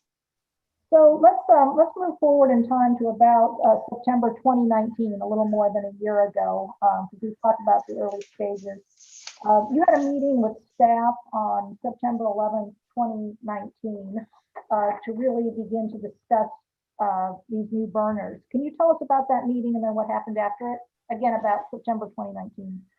Yes, so September 11th, 2019, we met with the staff and we discussed exactly what type of equipment we were considering. In that meeting, we proposed the ClearSign burners. The ClearSign burners are atmospheric burners in that they use natural draft to provide the combustion air.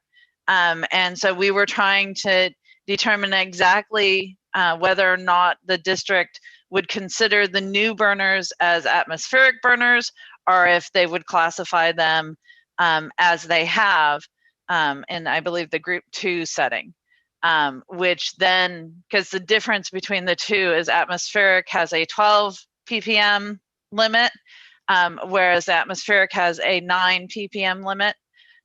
They confirm, or excuse me, the group 2 has the 9 ppm limit.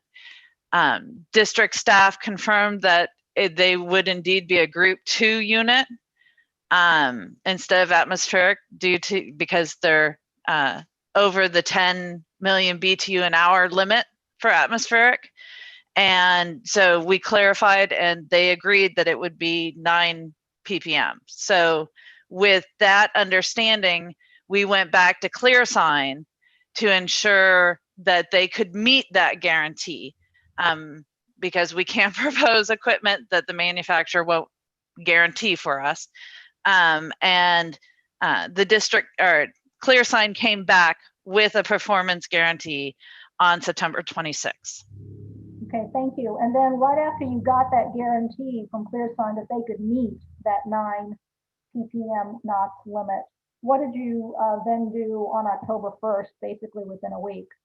Yeah, so then we arranged to meet with staff again. We provided the ClearSign's letter as well as a little more detailed information on the ClearSign burner. And we went over with staff everything that would be required in the minor permit modification to make sure that we had all the documentation that was going to be required so that we could make this process as short as possible. So the purpose of the October 1st meeting was to vet all the criteria, performance specifications, everything. So when the permit to construct was actually submitted, it had all been pre-vetted. Is that correct? Yes, ma'am. That is correct. When was the permit to construct actually submitted on behalf of petitioner? So the permit to construct was submitted November 20th, 2019, approximately 2.5 weeks before the December 7th, 2019 deadline. And in the ordinary course of things, about when would the petitioner have expected to get the permit to construct back? So typically a minor permit mod takes anywhere from 3 to 6 months. And the reason we did as much pre-work as we did with staff was to try and ensure that we'd be closer to the 3-month mark instead of the 6-month mark. Okay. So what else?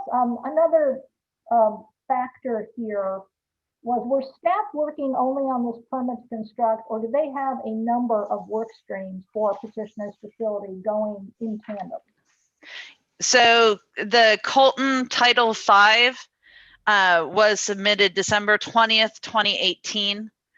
And there were also an expedited minor modification that was submitted for a second transmix pump for the loading rack to be added, in addition to the permit to construct for the heater. Is it correct that the Title V permit was submitted 5 months before the renewal deadline? Approximately? Yes. Yes, so it was submitted December 20th. The deadline for that would have been May 24th, 2019. Okay, so in 2018 it was submitted. Oh, sorry. Yeah, to your knowledge, Ms. Overfell, did the petitioner miss any deadlines in connection with any permit to construct or the Title V or any other application related to the Colton facility in the last 2 to 3 years? No, ma'am. It is my understanding that they have met all of their deadlines or have filed early. Okay. And throughout this process, just generally speaking, how promptly did the facility always respond to staff questions or issues that arose after the permit to construct, which was filed on November 20th, a year ago, basically today? How quickly did the petitioner respond? Kinder Morgan makes an effort to respond as quickly as possible to any questions that arise, typically within a couple days and no later than a week. Okay, and was that the pattern in this circumstance? Yes, ma'am. And in connection with the permit to construct application, was it rejected, or was it riddled? Let me ask, was it ever rejected at any point in time? No, there were additional requests for information about the sensitive receptors and clarification on the location of the unit within the facility, but there were no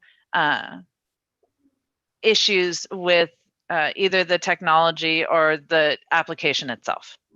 Okay, and in the ordinary course, the 3 to 6 month window would have had the permit to construct issuing somewhere around March, April, May of this year. Did the COVID-19 pandemic shutdown affect the timeline here, in your opinion, in the processing of the permit to construct? I believe it did, and in the shutdown created a slowdown for most agencies due to simply having to shift everyone from working in the office to working remotely. The shutdown occurred in mid-March. April 14th is basically the first time that we reached back out to the district to try and get an idea of where the permit was, in the hopes that things had settled down and we could, start moving forward again. And did you reach out again after that to the district to check on the status? We did. We reached out again on April 30th. And we got notification that the application review would begin on May 4th. Okay. And then when did staff actually issue the first draft of the permit to construct? The first draft of the permit was on June 3rd. And the petitioner supplied comments on June 11th. And one of the issues with the June 3rd permit was that the CO limit that was listed was lower than our manufacturer guarantee and was lower than the rule requirement. So we asked to have that changed because the current manufacturer guarantee could not meet the limit that was being requested, and there was no backup for the lower limit. Okay, so there were discussions ongoing on the technical parameters of the permit. Yes, ma'am. What happened? Ms. Titus, I'm sorry, but you're progressively getting a little bit lower and more muffled. Okay, sorry. Thank you. I will try to continue to speak up. Thank you for reminding me and conserve my voice here. Okay, Ms. Weberfeld, so the first draft issues June 3rd. You've got comments in by the 11th. You're talking about technical issues. What then happened on August 21st of 2020? August 21st, the staff informed Kinder Morgan that there were issues with a health risk analysis, and they requested more information about the heater stack and the receptor distances. So they wanted some more detail on the unit and the receptors. Okay, and then you had testified previously that the Title V permit as well as other work streams were being managed in tandem. Is that the normal way in your experience, that when you have a Title V renewal, staff responds to the permit to construct application and the related applications? They keep them all together? Yeah, it is my understanding that while a Title V is open for review, that they do not like to issue permit to construct applications while the Title V is open. So that that was one of the factors in the timeline on this particular permit. And then did staff, however, decouple the permit to construct at some point from the rest of the permitting stream? Yes. So basically, it became, there was a meeting that occurred between staff and Kinder Morgan where AQMD staff reminded Kinder Morgan of the January 1st, 2021 deadline. And at that point in time, Kinder Morgan made it known that without the permit to construct, they couldn't order the long lead item of the burners, and that the burner lead time generally was 20 to 24 weeks. When the timeline became known to everyone, staff agreed at that point to pull the permit to construct away from the Title V and handle it separately and get it expedited so that Kinder Morgan could move forward. Was that the first and only time the staff was advised that this unique equipment, which required custom fabrication, required a long lead time? No, they were notified and knew at the beginning when we had sat down with them and were talking to them about the Clear Signs unit. And the clear sign unit is actually spoken of in the staff report for 1146. So the technology as well as the construction timelines were well known by the district. Okay, but it seems as if in August, there was an awareness of a sort of a need to expedite, and staff responded by Yes, ma'am. decoupling. Okay, thank you. And then the second draft of the permit to construct issued when? September 4th, 2020. Okay, and did you, again, did the company promptly provide comments? Yes, they did. They supplied comments on September 16th, 2020. And with the second permit, we went back and talked with Clear Signs and got everything in order to be able to process an order as quickly as possible by Kinder Morgan. And generally speaking in the industry, when a person orders expensive, this is $750,000 set of burners, expensive equipment, what is the industry norm before they place that kind of order with respect to a permit to construct? So typically, industry requires a formal and complete permit to construct issued by the district. And one of the reasons for that is so that the manufacturer who's being asked to guarantee the emissions based on the permit knows exactly what it is they're agreeing to. In draft form, there's a risk that a emissions condition could change between the order and the completion of the permit. And if those change, then there's a liability both by the company as well as the manufacturer. So typically the companies do not place an order until they have set in stone emission limits and specifications. And is it the Kinder Morgan corporate policy? You testify that you've worked with them for decades. Is it their corporate policy to order equipment only after they have a final permit to construct? Yes, ma'am. Okay, but in this case, on October 1st, the company did issue the purchase order. The amount was $751,203 and some change. Why did the company proceed at that point, even though you had only received the second draft permit to construct and submitted comments on September 16th?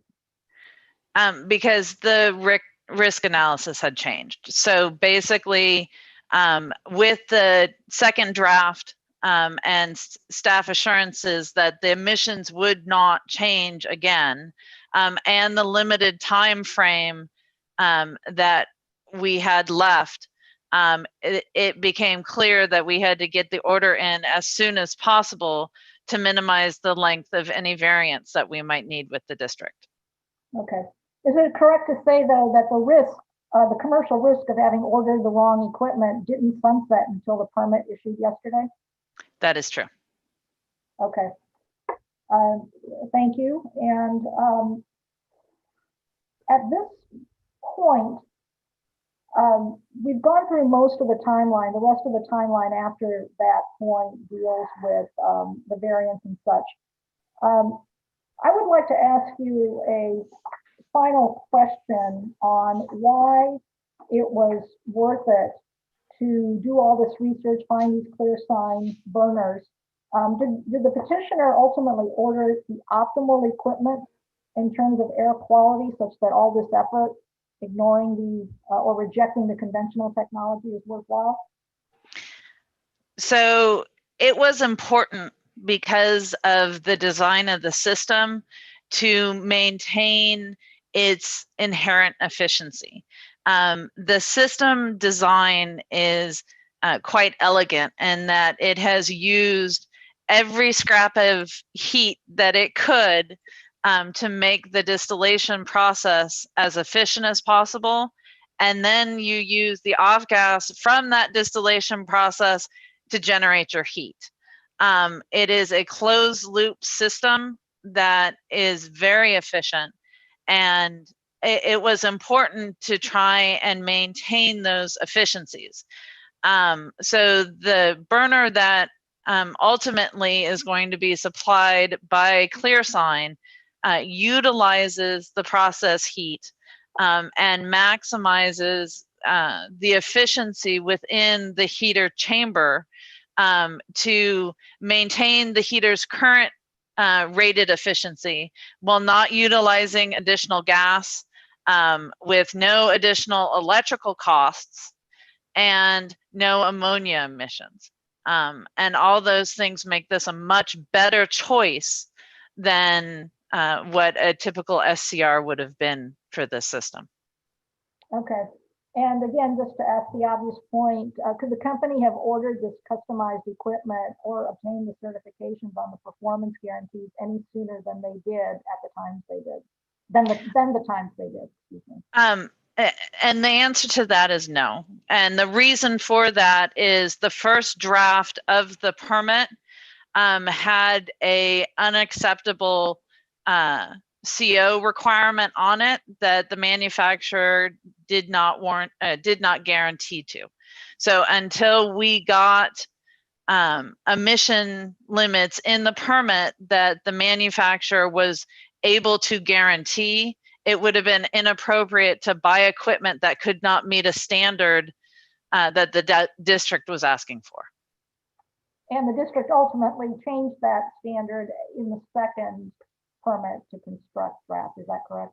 Yes, ma'am, because the original proposed CO limit was not based on the equipment being proposed, and it was much lower than what the permit requirement is. The permit requirement is 400 parts per million, and the burner, we're actually using guarantees 100 parts per million. So we're still 25% of the permit requirement with the unit we're putting in. Okay. Thank you, Ms. Oberfeld. Let me just make sure I didn't have any final questions for you here. I think we've gotten through them all.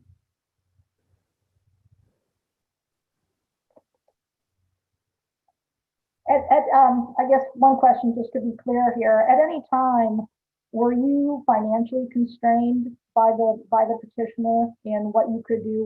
Did they tell you to hold off because of the need to conserve cash because of COVID or any limitation of that sort? No, ma'am. The capital expenditure had been approved when the permit to construct went in. All they were waiting for to be able to do the capital expenditure was the final permit. When we got the second revision, we actually had to go outside the normal purchasing and have it signed off by management to allow the order to proceed. As an exception to the normal rule that you can't place the order till the permit to construct is issued. Yes, ma'am. Okay. Thank you. And I guess this is the last question. Throughout the process, did you work very closely with staff on this sort of shoulder to shoulder in terms of all the calculations and the performance factors? Yes, we tried to make this process as smooth as possible and have staff support in not only the equipment we were proposing, but the limits and providing the manufacturer guarantee, and also answering any questions that came up as quickly as we could. And were staff also helpful to you in the process? Yes, they were.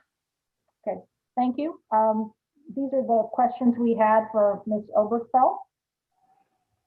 Thank you. Ms. Sue, do you have any questions for Ms. Oberfeld? No, I do not. Thank you for your testimony. Board members? Mr. Balagopalan? Yes, thank you. Ms. Oberfeld, what exactly is the role of RAND and Kinder Morgan? So RAN is an engineering firm that provides services and products for VOC capture, storage, and processing. So one of our large product lines is we sell vapor storage units, which we call vapor bladders. And we integrate them in their VOC collection and destruction processes. We also help with maintenance on their VOC process units, and oversee projects that deal with the vapor systems. So RAN is not involved in the day-to-day operation of the unit once the. No, sir. So basically, we're providing the equipment for the upgrade and the installation services as a turnkey process. And then we also help with the third-party maintenance of the unit. And so all permitting related questions were handled by Kinder Morgan staff in conjunction with input from you. Yes, so both Kinder Morgan staff as well as York services. The consulting firm. Yes, sir. Okay. All right. And so all the application submittal and all that were done by York and Kinder Morgan staff, basically. Yes, sir. I provided review services and technical advice. So once the new burner is installed, what's the role of RAN in making sure it operates and doing the test? Are you involved in the testing to make sure it meets the manufacturer specifications? Yes, sir. So basically, we are going to be involved from start to finish, making sure that the unit, the heater is upgraded with the new burners, that everything is integrated in the distillation process, and that the transmix facility as a whole comes back up and is able to process as well or more efficiently than it did before. We're working with California Boiler, who also specializes in some of the processes that are integral to the transmix facility to make sure this goes as smoothly as possible. Is RAN responsible for getting a source testing company, and have you have one lined up to do the tests? So the source testing is actually being handled by Kinder Morgan Environmental, but we do have a company right now that has given them a quote for writing the new protocol, and now that we have the new permit, they'll be able to start that process to get the source test protocol written and submitted. Are you have you looked at the district's Exhibit A, which is the proposed variance conditions? Yes, sir. I don't see any reference to source testing in that to demonstrate compliance with the 9 ppm limit. Now the test has to be done and then the report's submitted to verify compliance. And that's only when after the test is done and verified, then you demonstrate compliance. Is that correct? So the understanding that we have been given by staff is that once the new equipment is installed, that we will be in compliance with the new rule in 1146, and that based on the timeline in the permit to construct, we will have 180 days from the start of the permit to construct to complete the testing. It is our intention to have that testing done very quickly after the burners are installed to show compliance.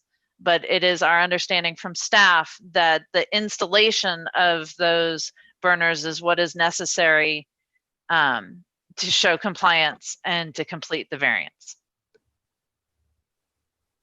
Okay, thank you. I have no further questions. Board members, additional questions? Senator?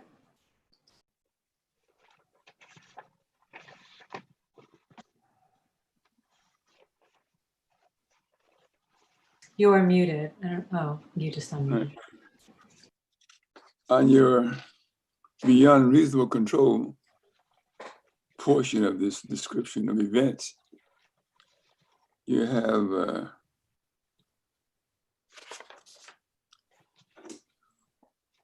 on August 21st, 2020, you'd already discussed Heathridge, but then on September 4th, 2020, you issued a second draft of the PTC and request information regarding operation. On September 9th, 2020, petitioner contract ultra-low NOx burner manufacturer and began procurement process, including option to expedite fabrication delivery. On September 15th, you were informed that this was not the petitioner's proposal, that the project should be classified as a replacement and not modification, meaning the project deadline would be September 1st, 2023. But you already requested purchase, put your bid in to procure this heater. It's going to be classified as a replacement or as a new product? So this is the dilemma. So in 1146, there's no definition of the difference between replacement and modification. The draft staff Correct. report does define the difference. Okay. The permit to construct language used the word replace instead of modify. And so because it used the term replace instead of modify, we tried to make the argument for the extension of time to avoid this variance process. Staff did not agree with our argument, and hence we are here before you today. So you're here now, you get not January, not 2023, but it'll be done this year. Yes, sir. You mean next year, 2021? And next year. 2021, yes. I don't understand how you could truncate that anticipated 2023 just by language in 1146. I mean, how do you get back to 2021 now? Yeah, and the language in the staff report, sir, basically lays out the timeline that was supposed to be in 1146 for the modifications. And the staff report talks about 18 to 24 months from when the permits were required to be submitted to when the modifications had to be completed. And when the timeline got published, it was shrunk to 13 months instead of 18 to 24. So that is part of the reason that we're here today, is the timeline got compressed and we were unable to meet it. Let me just clarify. It's not, you were not trying to get a 2023 deadline because you thought you needed till 2023. You simply wanted to avoid the violation as of January 1st, 2021. Is that correct? Yes, ma'am. Because the understanding was when we got our permit to construct, we would be under the 180-day permit to construct limit. So there's the permit itself has limitations on it. Okay, thank you. Board members, any other questions? I just have one question. I don't know if you know this, but looking at the conditions for monitoring NOx, there's all these ways to do that. There's no SEMS on the heater stuff? So because it is a large source, what is on the unit is a flow meter on the exhaust stack. And so they monitor how much exhaust comes out of the stack, and then they used an agreed NOx number, which is 40 ppm. The 40 ppm is almost twice what the unit actually does. The unit was designed as a 30 ppm unit, and it routinely tests between 20 and 25 ppm. But they report 40 as part of their reclaim application. Thank you. Mm-hmm. Any other questions? Okay, thank you for your very clear testimony. We appreciate it. Thank you. Okay, Ms. Pretis, you indicated you have one additional witness. Yes, thank you, Madam Chair.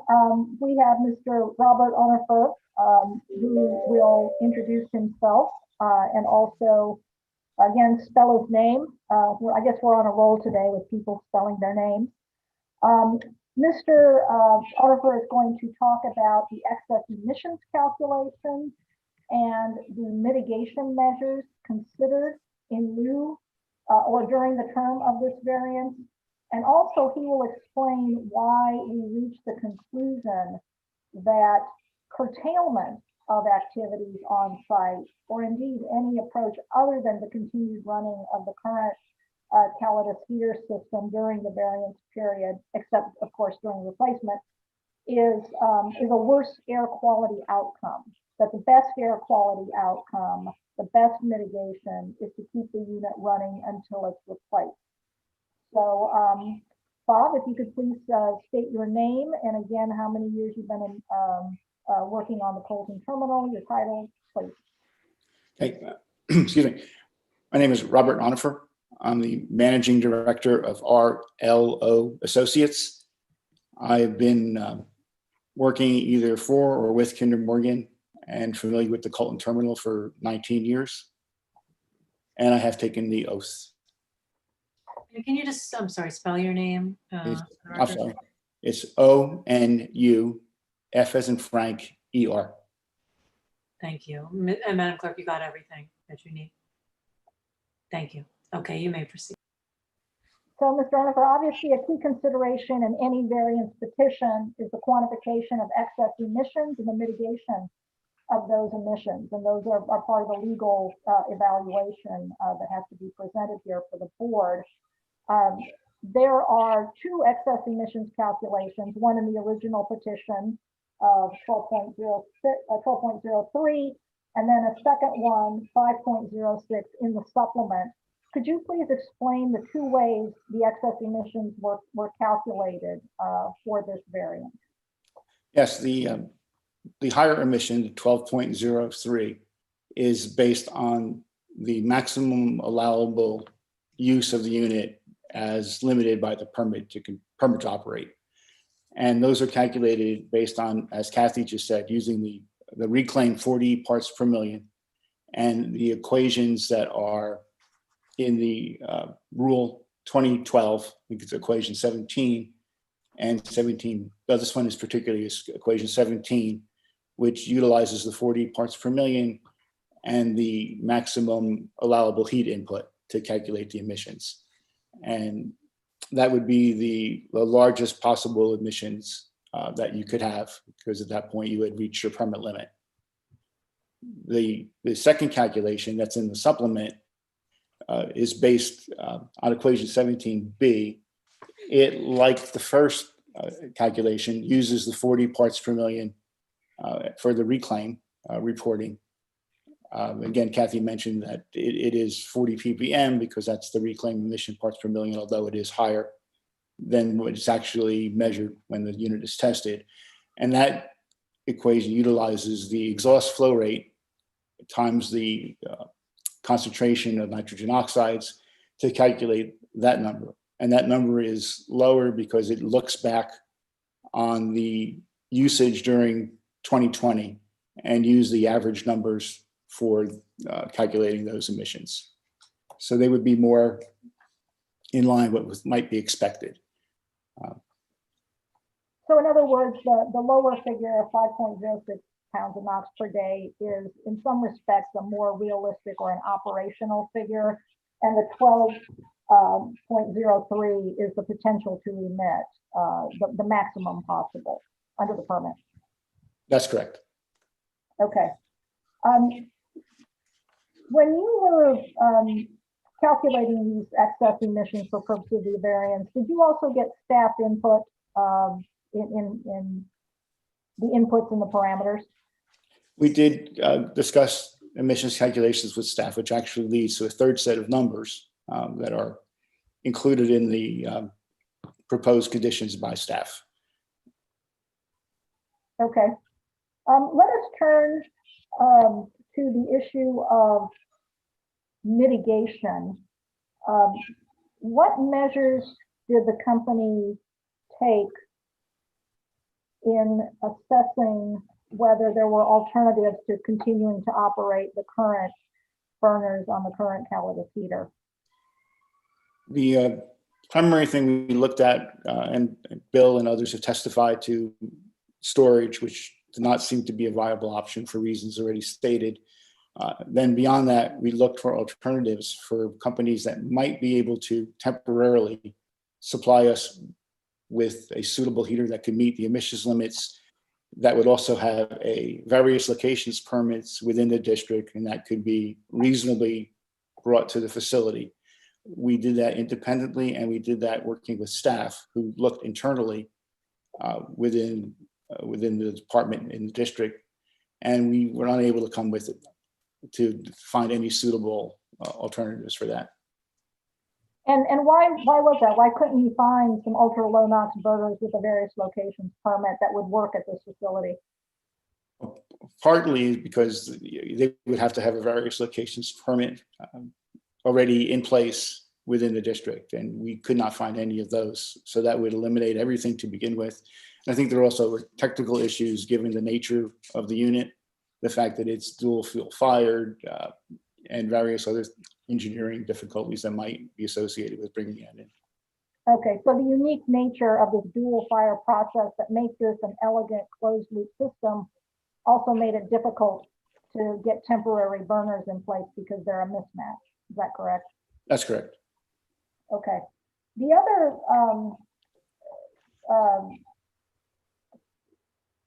other consideration the company gave was to consider curtailment of operations on site. And could you describe what the company considered by way of potential curtailment and the effect on emissions curtailment may have on the facility?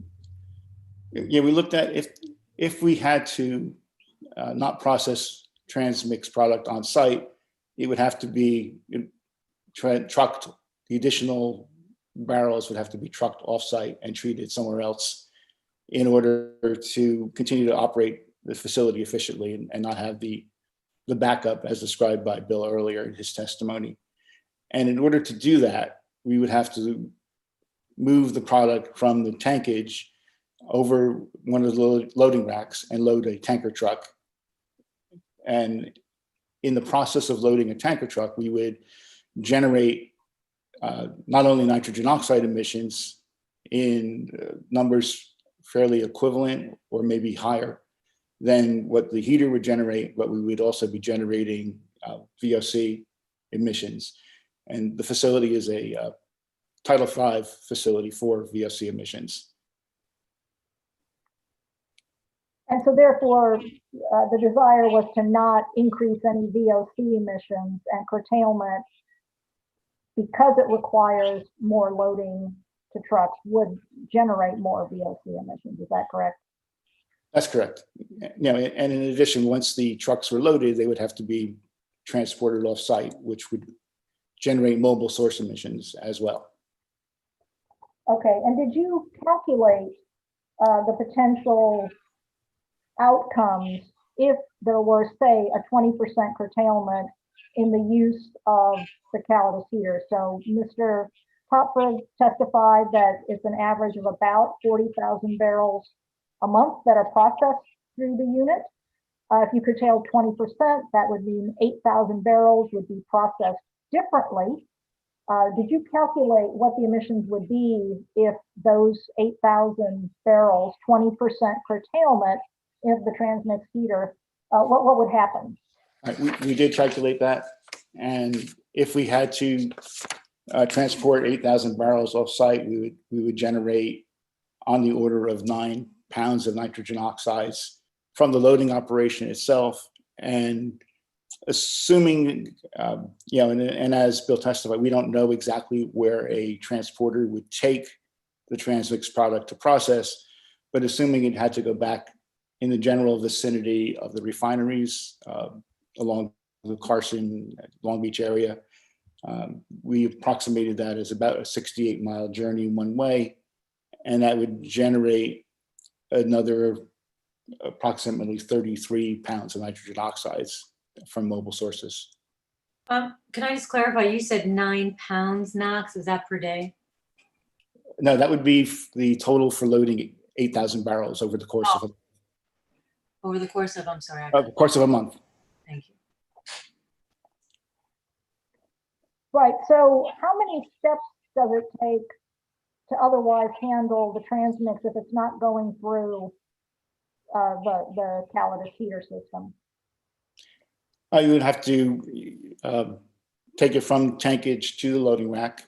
The loading rack would load it into the trucks. The vapors from the trucks are captured in the thermal oxidizer system, which then will control the VOCs at a relatively high temperature, which generates nitrogen oxides.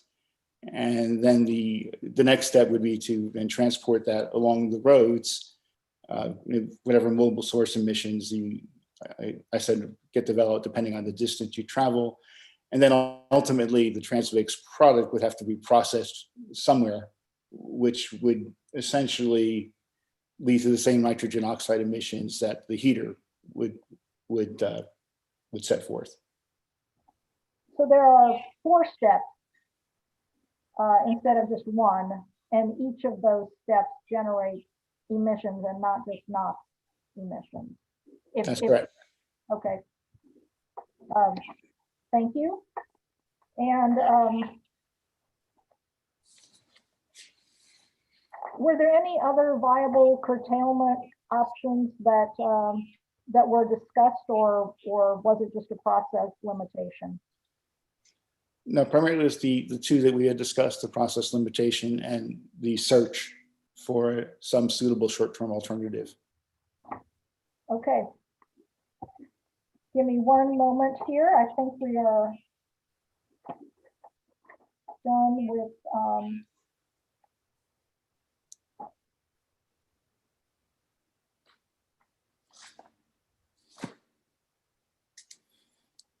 so just to be clear, Mr. Arnifer, is it your opinion that continued operation of the Calidus heater system during the short-term variance period yields the superior air emissions outcome for NOx, VOCs, as well as mobile source emissions? Is that correct?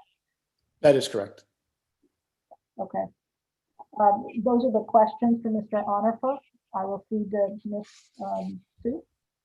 Ms. Sue, questions for Mr. Arnifer?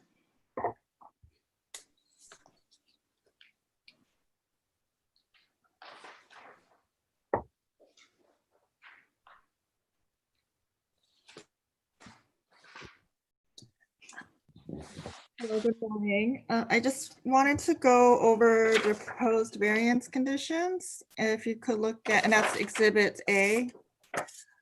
For condition number 6, can you let us know how the NOx emissions, which it says NOx emissions shall not exceed 8.28 pounds per day. Could you tell us how that number came to be determined? Yeah, that number is calculated by the same methodology from the supplemental submittal calculation of the 5 pounds approximately number. It uses the nitrogen oxide concentration and an exhaust flow rate.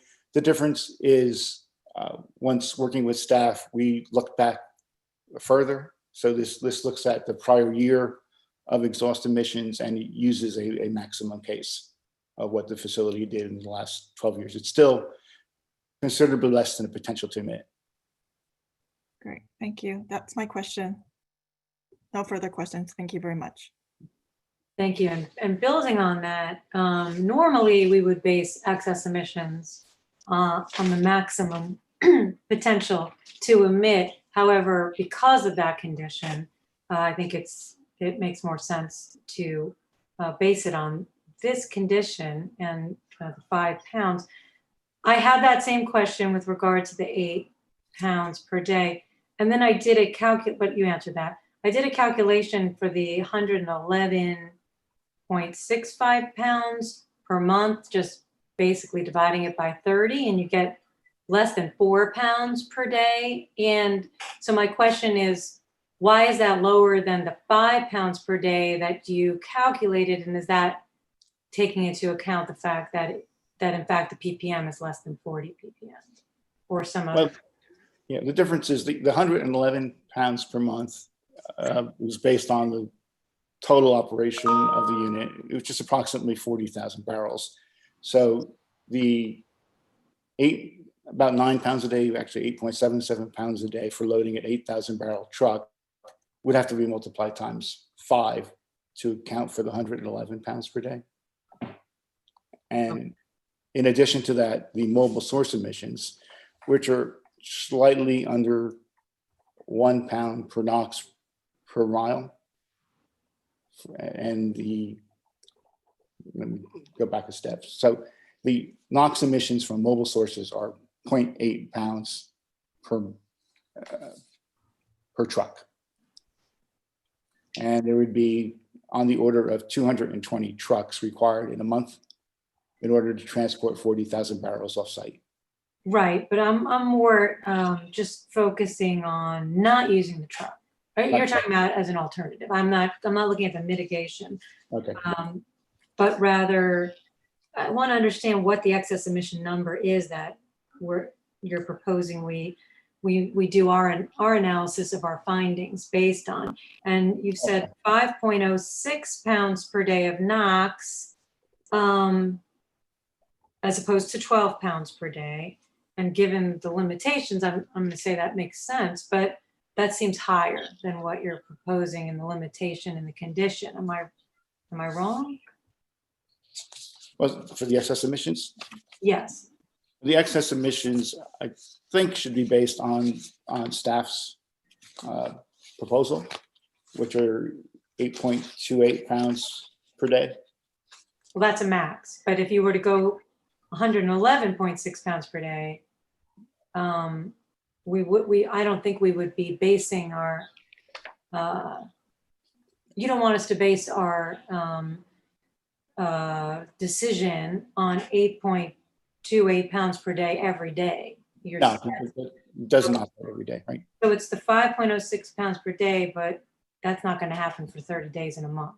Right, that is correct. It's not. Okay.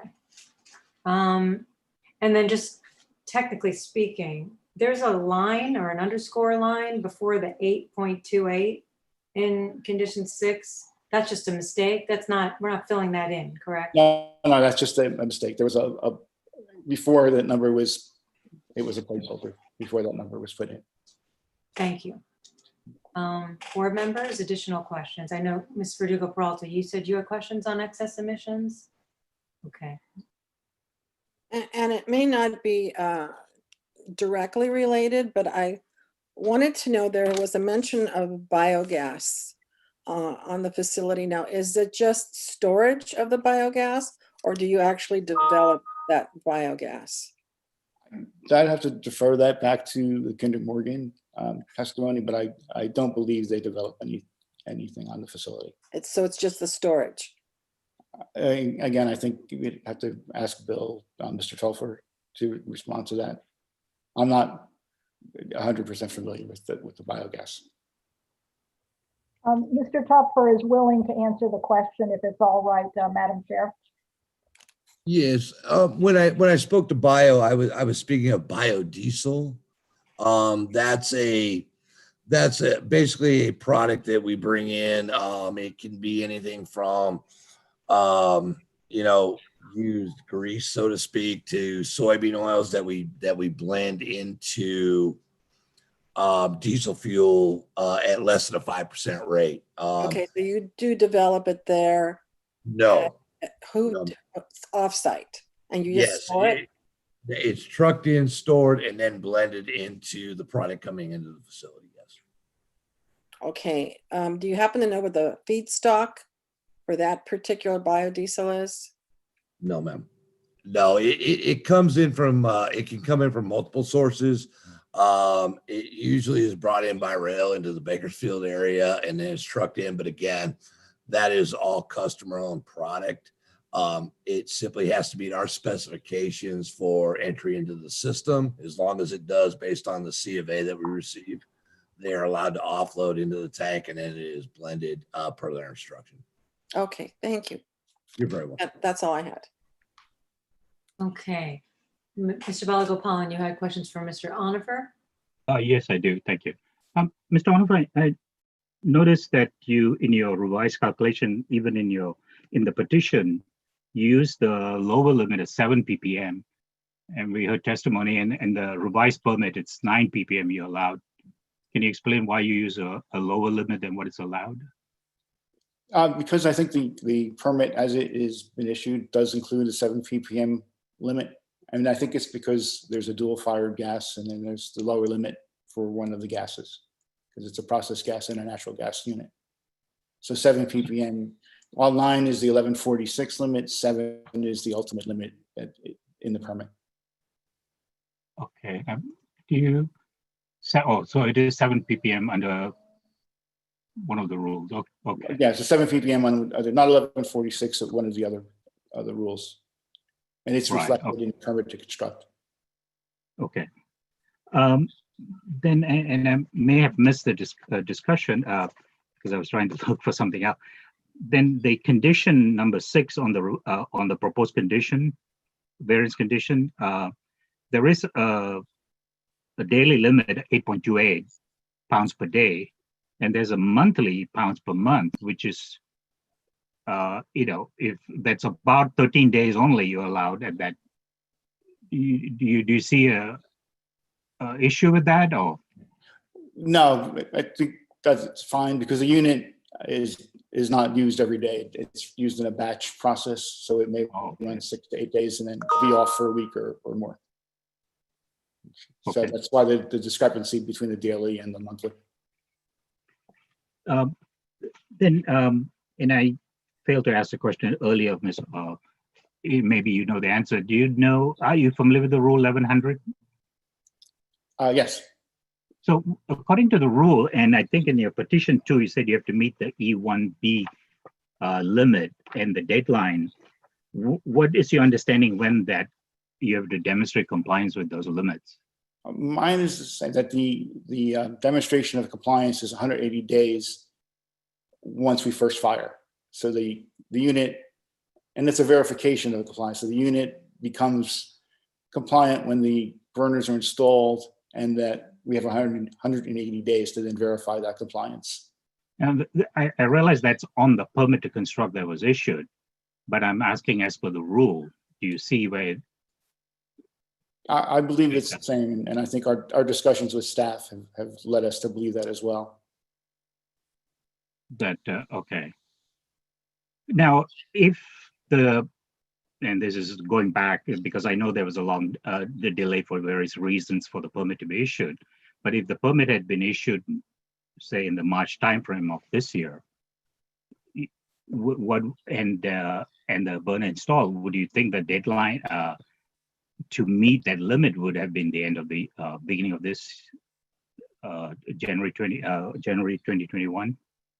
Well, I think once the unit was installed, if we had gotten the installation done in June, I think the compliance verification would have been due 6 months later, 180 days later. I don't think it changes the compliance date. So it's your understanding then what is in the permit supersedes what's in the rule? No, I think the requirement is to be capable of doing the 7, well, the rule is 9 ppm as of January 1st. And the equipment with its guarantees has as verified by staff will meet those conditions. But the proof is in the pudding. The proof is only when you do the test that you meet the limits, not the manufacturer guarantee or your expectation that it'll meet that. Am I correct? That's the verification, yes. But to compare it to something else would be like a CARB certification, right? If we were to put in a piece of control equipment for a truck rack, we would have to get it CARB certified within 180 days. And it would have to prove then that it met the expectation. But the installation is compliance, and then the rest is just verification. All right. One other question, and I can ask Ms. Overfill if you're not the right person. She mentioned that there was a, do you know if there was a request to increase throughput production as part of the permit modification? I'm sorry? Was there a request to also increase the amount of material transmix process at the facility as part of the modification to the burner? No, I do not believe so. That it was the permit is limited by the heat input and I guess fuel consumption, and there was no change to that, no request for change. So I'm trying to understand why there was a request for risk assessment, to conduct a risk assessment. Do you know? I'm not 100% familiar with that. No, Kathy may know the answer to that, but I was not party to the request for data for risk assessment. We can see if Ms. sorry. Obergfell, you're good. Knows the answer to that. No, my understanding was that it was in part and parcel with some of the other Title V questions that were coming up, was they just wanted to verify the location of the heater. So it wasn't related to this project per se? No. Okay. All right. Thank you. And that's all I had. Thank you. Anyone else have Senator questions for Mr. Onifer? All right, on table one, sorry, table one, yes. Based on the potential to emit, these is based on standard procedure operation, is that correct? It's based on the standard calculation for reclaim and the limits within the permit. At that site, as on site. For that particular unit, yes. And page over, you have some other calculation based on reclaim, is that correct? Well, both calculation methods are from reclaim. One is based on the maximum allowable per permit. The second is based on an average of what actually was done in 2020. These figures, this data is based on the best efficiency of the operation system, is that correct? Well, the data is based on the concentration limit for reclaim of 40 parts per million. The unit does better than that. As Kathy had explained, I think it normally tests between 20 and 25 parts per million, and the emissions data is based on 40 parts per million. The unit is more efficient. The unit, yeah, operates more efficiently than this. Then, so therefore, the one that deals with transportation, which emits, is less efficient, is that correct? That's correct. That's correct. How can you determine, oh, I see. So many miles determines it. Right, there's, yeah, we use the standard emissions. Like standard emissions equations to calculate modal source emissions. Okay, you also talk about mitigation measure. Tell me what that's all about, maintenance and repairs.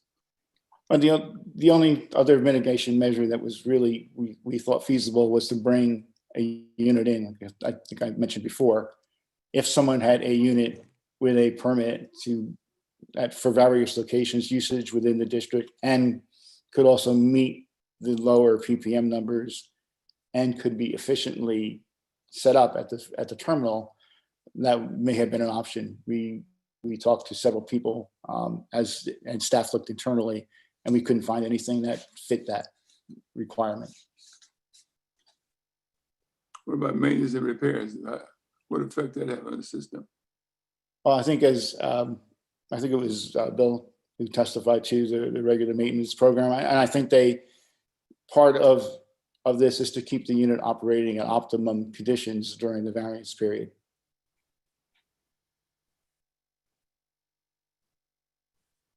But they say here that which could emit NOx except for emergencies. It could emit NOx. Right, they're going to delay or defer any what would be normal maintenance activities that might require something that would emit NOx during this period. You will defer maintenance and repairs because it might emit NOx. That's right. Yeah, anything that might, for example, if they had to take a tank out of service and degas it, then that would emit NOx. They would delay that unless it was an emergency. What if maintenance and repairs are necessary? You couldn't defer it, or could you? Well, I think Bill Toffler already spoke to that. If it was something that was an emergency and that had to be done, then it would have to be done. That they can't, they would have to do emergency repairs if they came up. So how do you measure the potential or the prospects of that being required and being necessary? Well, they would just defer, and Bill can maybe speak to this better. They would defer anything that we otherwise normally schedule. On a normal schedule. Right. Nothing that would be an emergency. All right, thank you. Okay, are there any other questions for Mr. Onifer? Okay. I want to take another break. Normally we would take a lunch. However, we are going to lose one member of our board at 1:30 if we don't finish the hearing. It looks like we're on track to finish. So, but it's been 2 hours since we took a break. So why don't we take a 15-minute break or so, and we'll come back at, let's come back at 12:20. Mr. Balagopalan, yes? Yes, I wanted when we take the break and come back, clarification when exactly is the compliance date? The rule, is it, I know the permit gives them 180 days, but the rule is very specific on, achieve compliance by. So perhaps Sue can introduce a witness who from the district. And the reason is whether we should extend the final date, and I know the 90 days won't cover it, and whether it should be come back for a regular variance until they do the source test and demonstrate compliance. We can get certainty on that. Perhaps if Ms. Sue is still with us, would you have a witness who might be able to shed light on that? I do have both an inspector and an engineer available, and I did want to call the engineer to speak regarding excess emissions. Okay. So hopefully we'll get some clarification on that. And also the final clarification that I would like, if possible, perhaps from Ms. Prytis, would be if you're now seeking variance relief under sections of the new permit, if you could just specify them and if they're the same or if they're different, so that we can be very clear on what the scope of the variance is that you're seeking. That will be fine, Madam Chair. I will look at that. And there is, just so as we're doing a few of these administrative matters, there is one other typo on the conditions, the proposed variance conditions. And it's in paragraph number 1. The device is D, like David, 69, not D29. So D69, just a small typo. Thank you for that. That's important. Okay, let's come back at 12:25 and let's hopefully move on to our last testimony and wrapping up the matter.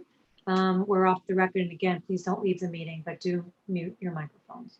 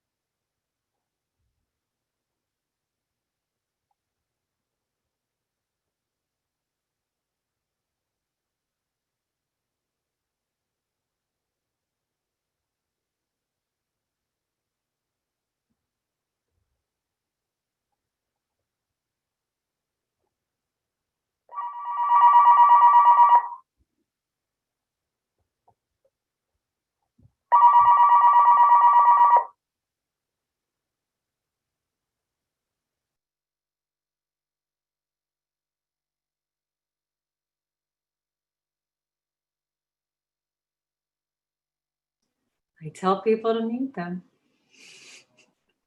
Yeah, I thought it was my end at first, but I guess not. I did the muting. Excuse me. Still have a little bit, under 3 minutes.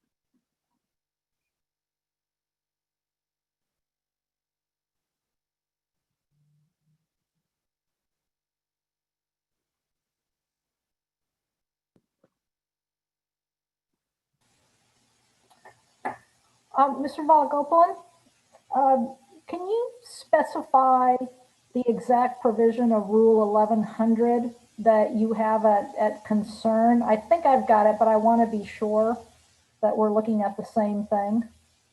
I think in your petition was you referred to E1B. Well, let's see here. I wasn't sure if you were talking about something else. No. Okay.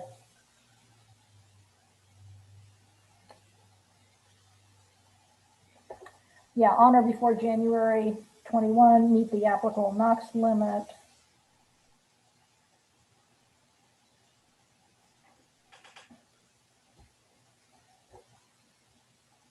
And my question is more whether the time should be extended, to allow the testing to be done. Whether it needs to be. Yeah. Whether it needs to be, yeah,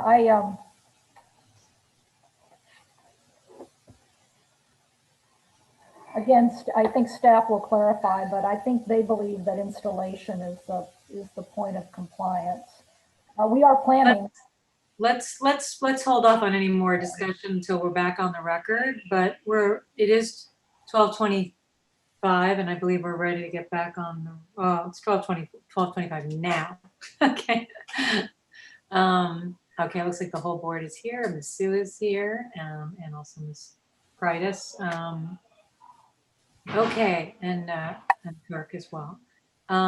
Okay, so we are back on the record, and we were just clarifying what might be needed, but I think we could probably just move to Ms. Sue, who will present her witness, who is an engineer, I believe. Good morning. Or good afternoon now. I have Miss Linda Dishbach to testify. Is she on camera? Let's see. And I think, Linda, you're still on mute.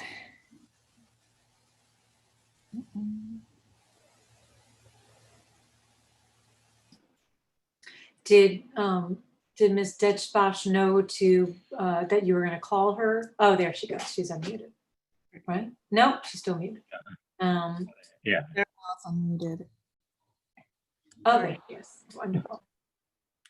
Hi, good afternoon. Can you please state your name and spell your name for the record? My name is Linda Deshbash. Last name spelled D as in David, E-J, B as in boy, A-K-H-S-H. And what is your title here at the district? I am an air quality engineer. And how long have you been in that role? Over 30 years. And have you reviewed the petition in this matter? Yes, I have. And first, the questions regarding excess emissions. Did you calculate the estimated excess NOx emissions in this matter? Yes, I did. And can you tell us what your final estimate is and how you came to that number? So if we go back to the supplemental in calculation number 2, table 2, we, based on an email from SFPP, I think late last week, we asked them to use a maximum exhaust flow rate instead of an average exhaust flow rate. So based on the maximum exhaust flow rate and a 40 ppm NOx limit, we came out with the 8.28 pounds per day of NOx, which is also reflected in the proposed conditions. Now, to determine the excess emissions, we also had to calculate what the NOx emissions are based on the compliance limit. And if we use a 7 ppm NOx limit and their maximum exhaust flow rate, we come up with 1.45 pounds per day. So the excess emissions would be 6.8 pounds per day. So the South Coast AQMD, our estimated excess NOx emissions would be what was that? How many pounds? 6.8 pounds per day. And that's different from what the petitioner is proposing? The petitioner in their supplemental was using the average. So yes, it is different. Okay, thank you. And it sounds like a hearing board member had a question about the compliance date. Could you, in terms of Rule 1146, are there source test requirements in the rule? There are test requirements in the rule every 3 years to verify the compliance limit, to verify the emissions. And in the permit to construct, is there a source test requirement in the permit to construct? There is both an initial test as well as the every 3 year thereafter. Great. So, and Rule 1146, what is the compliance date in terms of the NOx emissions limit date that is applicable here? The compliance date would be January 1st, 2021. Right. Per the rule.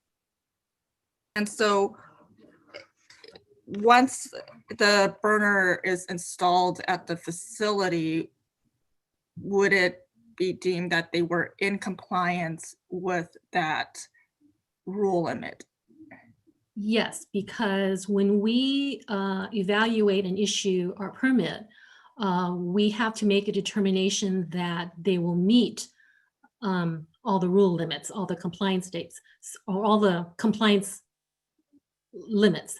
So based on the manufacturer guarantee for the NOx, we issue the permit based on that. And so once they have the burners installed, we consider the heater to be in compliance. Great. Thank you. No further questions from me.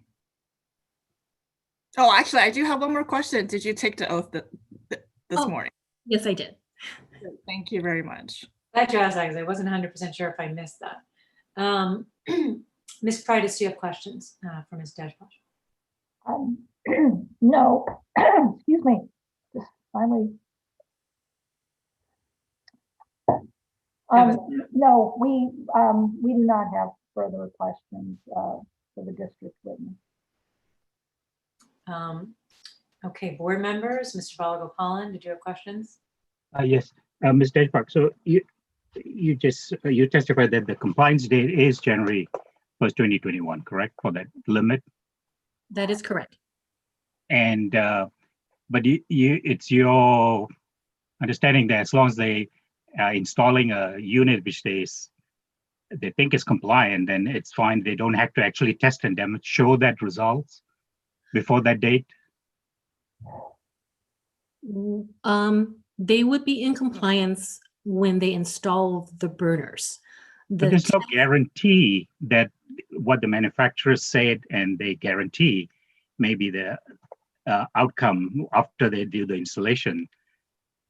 Am I stating that accurately, that very often the manufacturers may guarantee something, but the actual results may be completely different, maybe higher or lower? Well, the source test would verify compliance with it. Correct. But the rule says you have to demonstrate that by January 1st, 2021, right? And the verification of that is by the date is by a source test, right? Not by a manufacturer guarantee. Wait, let's use the actual wording of the rule, because it does not say demonstrate. It says on or before January 1st, 2021, meet the applicable NOx concentration limit. So the question is, what in that does Ms. Deshbosh, base the fact that compliance is upon installation? Well, we base it on the manufacturer guarantee. So we have to have confidence that they will meet the rule limits before we can issue a permit. And I understand that, and that's why we can issue the permit, because the expectation is that they will meet those limits, and that's why the permit is issued. But they have to. When do they have to do the test to demonstrate that they meet the limit? According to the rule, I'm sorry, according to the rule, not the permit that was issued. I don't think there is a date that they have to test by.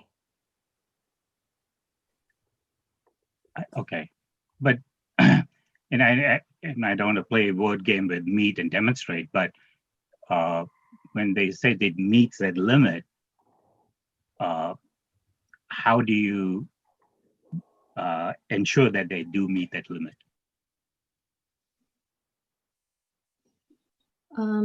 I'm not quite sure what you're asking. So okay, let me rephrase that. So the permit was issued with the expectation and the manufacturer's guarantee that it'll meet the 7 ppm. And but we don't know until they actually test it whether the manufacturer's guarantee is met, correct? Well, if they fail the test, then they would be in violation all the way back to the January 1st date. Right. And so that's my question is, should the board be giving them enough adequate time to do the test and to demonstrate that it is, was really what I'm getting at, so should the timeline be extended to sort of March, that it gives them more time to do the test and then to demonstrate compliance? May I shortcut this by the parties considering the following? If that is unclear, perhaps we could consider a request. Oh, well, we can't because it's short variance, but we can require installation, but then, it's going to require a regular variance. So I'm actually not going to go down that road. Instead, what do you base, let me just ask Ms. Deshbosh, what do you base your understanding or your reading of that part of the rule that on or before January 1st, 2021 meet the applicable NOx concentration limit? Is it based on the staff report? Is it based on usual practice with rules and deadlines? What are you basing your understanding that it's upon installation, not upon the actual source test that they're in compliance? We base it on the installation. And what is it? When you say we base it on, does that mean that's usual practice under this and other rules of the district that are similarly worded? Or is it is that based upon your understanding of the discussion in the staff report? What do you base that on? That is based on discussions amongst with management that compliance with the NOx limit is based on the burner installation, the completion of the burner installation. And you're going to be applying that to every other facility that is subject to this rule, that upon installation, they are in compliance. I believe so, yes. Okay, I'm having a difficult time with that only because, you know, we have companies, I mean, there are rules which says you have to meet by a certain time, right? And that's why they come for variance, because for whatever reason, they cannot do the test in time and they need some more additional time to demonstrate compliance. So when there's a specific date to meet that expectation, then if they can meet it, then they need to get that variance. I don't think the permit gives them the variance. You know, I think the board has to give them the variance, or there's a request to be made to do that. And the reason they're sort of in the dilemma is because the permit was issued very late. You know, it's too close to the deadline, so they don't have the time to do that. I think at this point, I think we have enough to find that they will be in violation as of January 1st, which is one of the findings we need to make. As far as how long till they're in compliance, that's up to the facility. The facility believes that it can rely completely upon staff's interpretation that they are in compliance. Well, then they don't need to seek further variance relief after the short variance ends on March 31st, 2021. But that's, I think, up to them at this point. And the situation is either there'll be a subsequent reading by staff that what you're saying, Mr. Balagopalan, is correct and they're out of compliance, but I don't believe that's going to be the case. So I don't think at this point, we're being asked only for the relief up until the 31st of March, which is within the short variance timeframe that we can grant. And whether or not they seek additional comfort in a variance, that'll be up to the facility, I think, at this point. Does that make sense to you? Yeah, okay. Are any other questions, though, on Ms. Dejbash's testimony? I guess I have just one question. Okay, I was reading.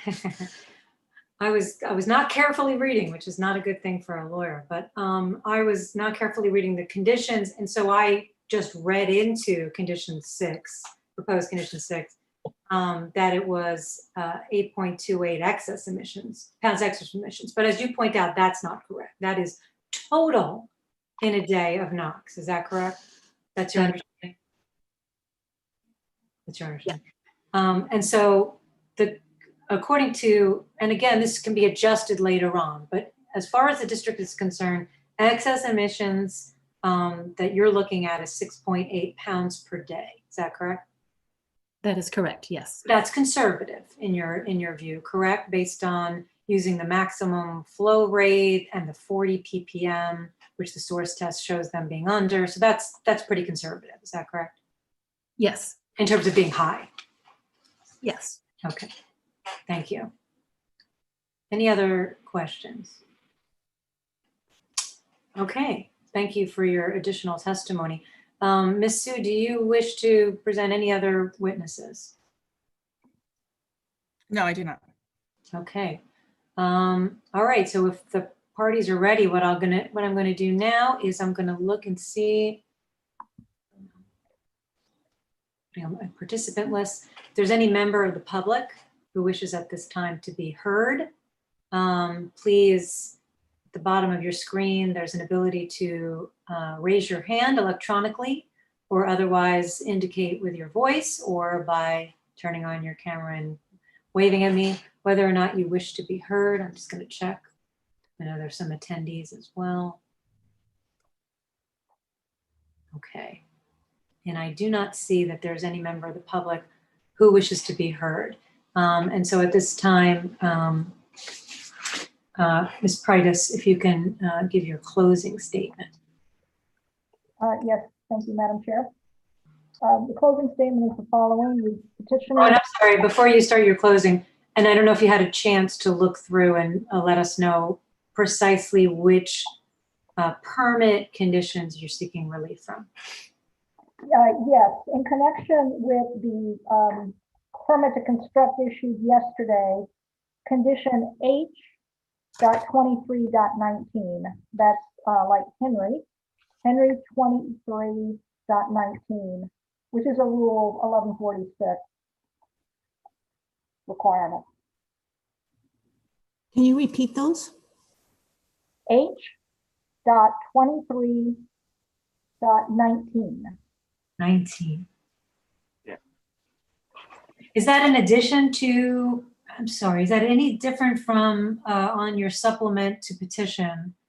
You had condition H23.8. Is that's of the That's in the permit? Right, that's in the Reclaim Title V, and this is in the permit to construct. It's a similar admonition to follow Rule 1146. Okay, so that would be under 202. Yes, I would place it under 202. Okay, and then the other ones are still correct, and there are no additional? No, I think the others are correct, and they are essentially generic, comply with all rules and terms. Okay, thank you. Except for the H23, which is a reference back to Rule 1146. Okay. Okay, now you may proceed with your closing. Thank you. Okay, thank you. Thank you again for the time and allowing us to present the petition, the supplement, and the witnesses. We think collectively the evidence provided. Actually, I'm sorry, Madam Chair, one quick thing. We didn't ask Mr. Topfer and Ms. Oberfeld to confirm they took the oath. Can I please just ask them to do that just to make sure that we're completely correct on all fronts? Mr. Topfer? Yes, ma'am, I did. Okay, Ms. Oberfeld? I did as well. Okay, thank you both. So we believe the evidence presented supports the 6 findings for a variance. The operation of the catalyst heater after January 1, 21 will result in a violation of district rules and permit conditions, Rule 1146C1K, as well as the Reclaim Title V permit and related conditions as set forth in the petition for relief and Rule 1100.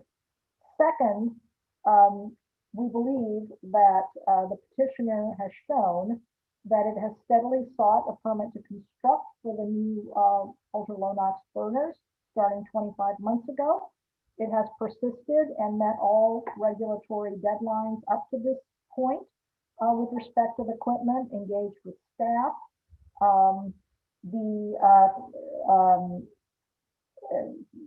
Title V was submitted 5 months in advance. The permit to construct for this particular unit that's the subject of the variance was submitted at least 2 weeks early. And there was persistent and steady engagement with staff, answered questions timely, and in all circumstances proceeded in a professional manner. Petitioner also put itself at commercial and operational risk by ordering expensive and complicated equipment, custom fabricated in advance of the permit to construct issuing, thereby violating industry and company protocol, so that it did everything it could to comply as soon as possible, including the payment of an additional $98,000 to expedite delivery. So the petitioner does not also control the flow of transmix, which is generated and owned by customers, but the transmix does in fact have to be processed, and processing through the catalyst heater unit is something that needs to continue, or petitioner will suffer economic harm, direct contractual economic harm, and operational harm, as well as throughout the system. Thus, the inability to receive, install, and deploy the new burners prior to January 1st, 21 is beyond petitioner's reasonable control under the circumstances. Moreover, if the short variance is not granted, petitioner will lose contracts and in time be forced to idle or otherwise severely curtail its Colton terminal, suffering material economic loss. which meets the statutory definition of an arbitrary or unreasonable taking of property or the closing and elimination of a lawful business. Additionally, the petitioner has demonstrated that closing or severely curtailing the Colton terminal operations would not result in any benefit to air emissions quality. In fact, almost certainly the opposite will occur, that curtailment or shutdown or disruption would result in worse air quality, and therefore the statutory criterion that the variance will not result in excess emissions is also satisfied. It's also relevant that this is an essential part of the facility, is part of the essential fuel delivery system for the region, including military, and linked to 7 area refineries, so there could be harm beyond even just petitioner, and excess emissions could arise from disruption throughout the fuel system. So again, there would not be a corresponding benefit in the reduction of air emissions. Fourth, petitioner has given extensive consideration to curtailment. And again, we've heard testimony explaining why curtailment will backfire, and that there were no other units that could replace the units that have been ordered that would be available on a temporary basis that could work on the Kansas system heater unit. Petitioner has proposed to implement measures to mitigate those excess emissions, which we calculated at 5.6 pounds a day. I guess the district calculates them at 6 pounds a day. Same calculations, just slightly different inputs, but the petitioner's measures as proposed here to continue to run the transmix heater actually have the co-benefit of avoiding generation of non-NOx emissions like VOCs. So we think that the mitigation that has been identified here, including the deferral of maintenance and to continue to run the heater, are the mitigation measures that make sense here, and they yield co-benefits of avoiding additional emissions. And then finally, the petitioner is willing to monitor emissions as requested by staff and willing to accept the other reporting obligations that staff has set out in the proposed conditions, with the typographical errors corrected, namely the underscore before the 8.28 pounds is removed, and on paragraph 1, the device is identified as D69. That is the correct device number. That is our statement. We believe we've met the, I'm sorry, there is no condition of nuisance that will arise. So it is lawful. Did you say there's no condition of nuisance? Is that what you said? Yes, correct. There'll be no condition of nuisance that will arise, and therefore there's no impediment under 41-700 of the Health and Safety Code of granting the variance. Thank you. Ms. Sue, you're closing. Good afternoon. We thank the petitioner for their thorough testimony today. The South Coast AQMD does not oppose the granting of the variance. Thank you. Thank you. Board members, anyone wish to begin discussing the 6 findings, deliberation? I can do that otherwise. Yeah. You want to begin? Go ahead, Mr. Boggle. Yeah, I just want to clarify also on the condition, should it also include the new application number? Because the 328098 condition number 1 was the one prior, but it superseded under 202 by the new one. That's a good point. And what is that new? Yeah, I think it is 6. It's 618802. Because So, the it's 1888 61 8802. Now let me check the permit real quick. The permit we got. I'm pretty sure that's the one. Just to be clear, that was 618802. Yes. Okay. And so the suggested change would be application numbers 328098 and 618802. Maybe we need, I am seeing on the permit, actually, sorry, it's 617290, sorry. 617. When I look on the permit, 617290. Okay, so the change would be application numbers with an S, 328098 and 617290. Is that the proposal? Yeah, because the condition H23.19 is in the new permit. Yes. And is that acceptable to both parties? Sorry. Miss Pritis, is that acceptable? Yes, it is. That change is acceptable. And Miss Sue? Yes, it is. Thank you. Thank you, Mr. Pollen, for pointing that out. Did you want to start the discussion, or I could? I can start. I think we can, we can find that there will be in violation of the rule 1100 by not having installed a new burner and to meet the new limits. So, and I think the variance requests for that is appropriate. I mean, because they will be in violation of that rule and that section of the permit. And in addition, I think they've been very diligent in applying for the permit. They did apply even the Title V renewal. They did it in a timely manner 5 months before its due date. They submit the application for the permits to construct also in a timely manner. Unfortunate due to the COVID and other back and forth, the permit issuance got delayed till yesterday because it needed to go to EPA review. And I meant to ask, I know they didn't ask for AOC, and the cover letter that we got with the permit actually said that EPA has given like essentially a verbal approval, but they haven't actually finished their review. But nevertheless, they have that approval to go forward. And I think the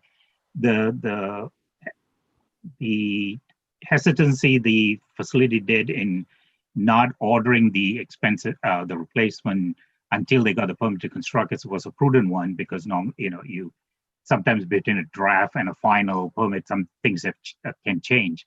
So until when they were assured that the final draft was going to be not changed, I think that's when they ordered the equipment, which of course was brought them very close to the deadline. And so, but they acted prudently. I think they applied way ahead, knowing that this was going to occur, and they were in constant discussion with the district on different elements of the rule and what needs to be done in the limits. And there was a discussion on whether it's the limit should be based on the producer gas or natural gas and 9 ppm and so forth. So I think, and then we saw the excess emission which is in the condition. So that's already been addressed, and it will be without a corresponding benefit because this is, shutting them down because the gasoline and the diesel will be flowing into the tank, and they have contractual obligation to supply, especially to defense-related air forces and throughout the different parts of the country. So in a sense, it's an essential supply of resources to both commercial and military aircrafts. So I think they have covered all the reasons why, I think they should get the variance. The only concern I had, I think I brought up, is the deadline, which the way I was reading is that, that the demonstration, they have to show, when they say meet, in my understanding always has been that not based on the manufacturer's claim, but based on actual testing. But as you pointed out, that can be discussed with the district and the petitioner, and they can amend the rule if they amend their position. Amend the petition and get an extended period of time to demonstrate compliance with the limit. Yeah, I agree with everything that you said about. I think, but I don't know, rarely do we see facilities that are really this diligent about trying to meet a time frame. I think, we look under 42352.5 with regard to beyond reasonable control. We look from the time that the rule was put into effect, and helpfly, this petitioner actually provided us with when that was in 2018. And also a timeline from when they tried to pre-vet their decision to go with the ultra low NOx burners and the system they ultimately came up with, and explain why they didn't go with an SCR, et cetera. As you mentioned, they applied in advance. When they didn't hear from the district for a while, they checked in on the district twice. We don't always see follow-up like that. They supplied us with the dates that they quickly turned around comments on drafts. And so, and of course, the final, which is to spend a large sum of money to expedite a risky venture of putting in that purchase order in advance of getting the final permit, which did pay off, but you never know. So I can't agree more that it's definitely, they did everything within their reasonable control to attempt to comply with the January 1st, 2021 deadline. I would just add that they will also be in violation of 1146 C1K, which sets forth the concentration limit for NOx, as well as 202B for their permit to construct, 203, sorry, should that be 202A? It should be 202A. Is that No, right? I think it's Is it 202B or A? equipment. That may be an artifact of, we had a draft permit to construct. Let me read the rule here again.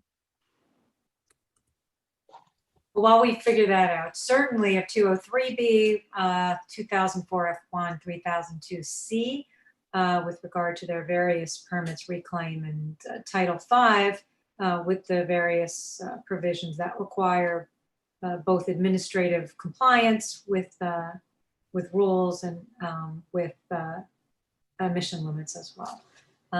So I would just add that to the discussion. Curtailment's really not an option, aside from shutting down completely the mixer heater, the transmix heater, and we've heard that that's not a really good option. First of all, they'll lose a tremendous amount of money per month, but also we're not going to really come out better emissions wise because of especially the addition of VOCs, should they have to truck everything. So with all of that, I also can make all the findings they'll be monitoring as they're required to do already using their flow meter, and that's specified in the conditions. Any other thoughts on the 6 findings? I just wanted to add, the Title V permit actually has expired, but because they applied for the renewal before the expiration date, they have a permit shield. So they are still operating under a shield even though the permit is expired. Just wanted to get it over the record. Thank you for clarifying that. Ms. Verdugo-Peralta, you have some thoughts to add. Thank you, Madam Chair. I also can make the 6 findings in this case. I think they were diligent also, as was stated previously, in meeting the time frame. The fact that they were so proactive, including checking up on the district and prompting the district. I was very impressed with all of the testimony. It was very technical. It was very detailed, especially that of Ms. Catherine Obergfell, and as well as our staff as well. But I think they told the story succinctly and gave us exactly the snapshot that we needed to be able to make this decision. So with all of that, I also agree we can make the 6 findings. Thank you. Anyone else wish to, Senator? And then Dr. Bernstein, sorry, going what I see.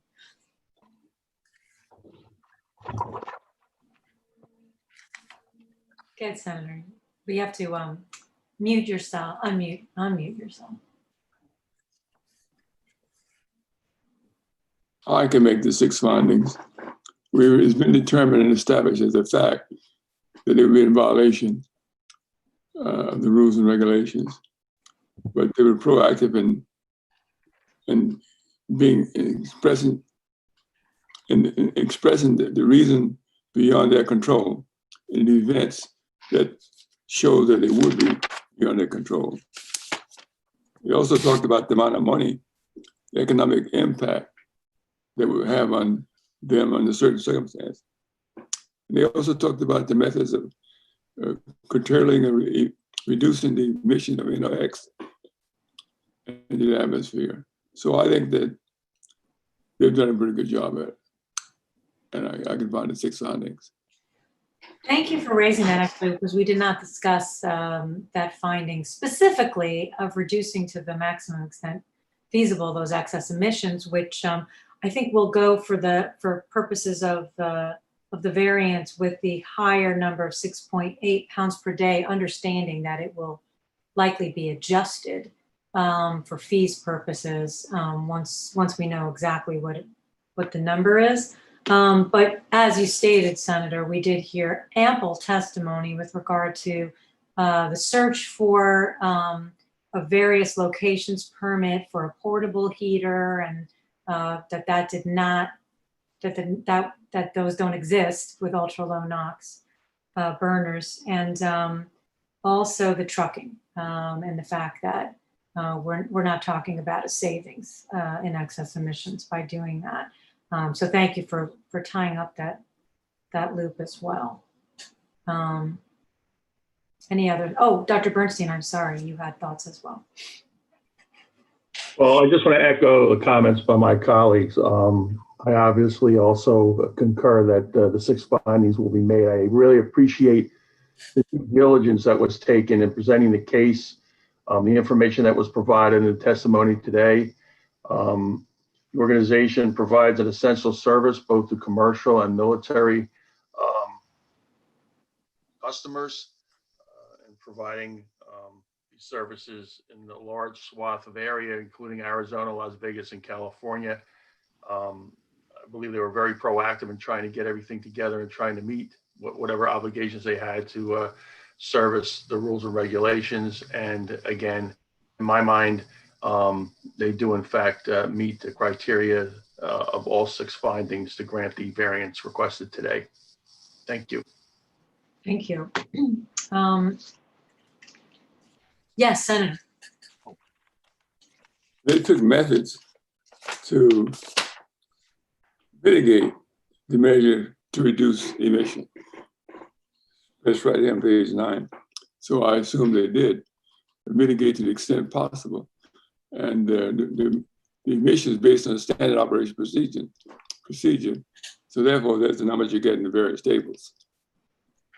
What was that last part? I didn't hear that last part. Therefore, is based on the standard operation and procedure. Therefore, the numbers presented is in table 1 and 2. Standard.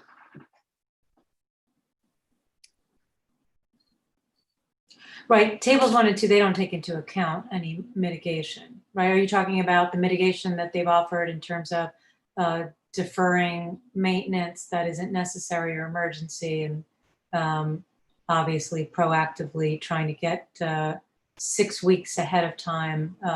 That's another way they can reduce the emission. Excellent points, again, that were missed in the initial discussion. Any other thoughts on the 6 findings?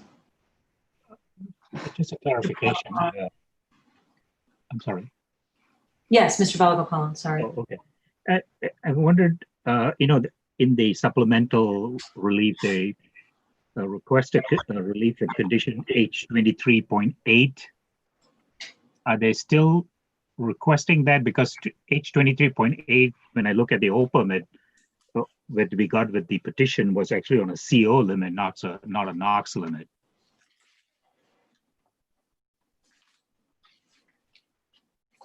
And the revised was H23.19. So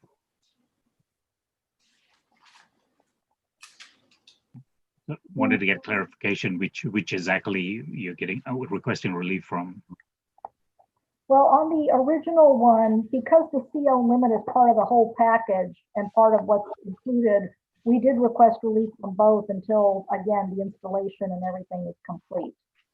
So we were just trying to be complete there.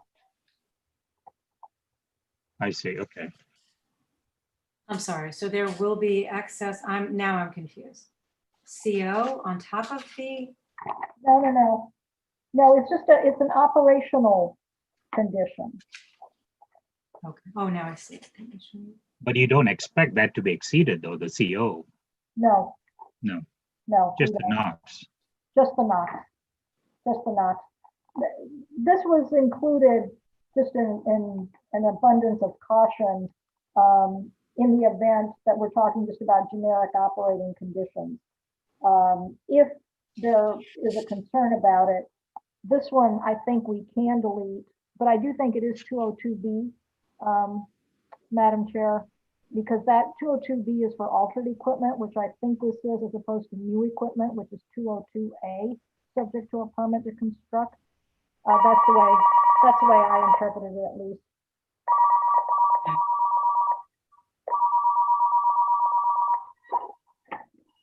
Let me double check this 23.8. I thought. I believe you're right. I think it's 202B. 202B. Yeah, And I think it is 203A, that's why. Okay, so 202B and 203. Oh, it's late in the day. Is it 203A or 203B? All right, well, let's make sure we have that right. No, I think it's B. Okay, so it's 203 and 202B. Okay, thank you. Okay, any other thoughts on the findings before we move to a motion? Okay, I'll make the motion so I could try to get through it quickly. In the matter of SFPP LP, case number 4215-13, I move that we grant a short variance, which will begin January 1st, 2021 and go through March 31st, 2021. It will be for the facility at 2359 South Riverside Avenue in Bloomington, correct? 92316. It is for the transmix processing heater, which is device number D69, correct? D69. And it will be from the rules that are listed on the relief requested in the supplement to the petition, which includes rule 1100E1B with regard to the compliance date of January 1st, 2021, rule 1146C1K, which establishes the NOx limit, the new NOx limit, rules 202B, rule 202B with regard to the new permit condition H23.19, and rules 203B, 2004 F1, 3002C with regard to the Title V reclaim permit and all of the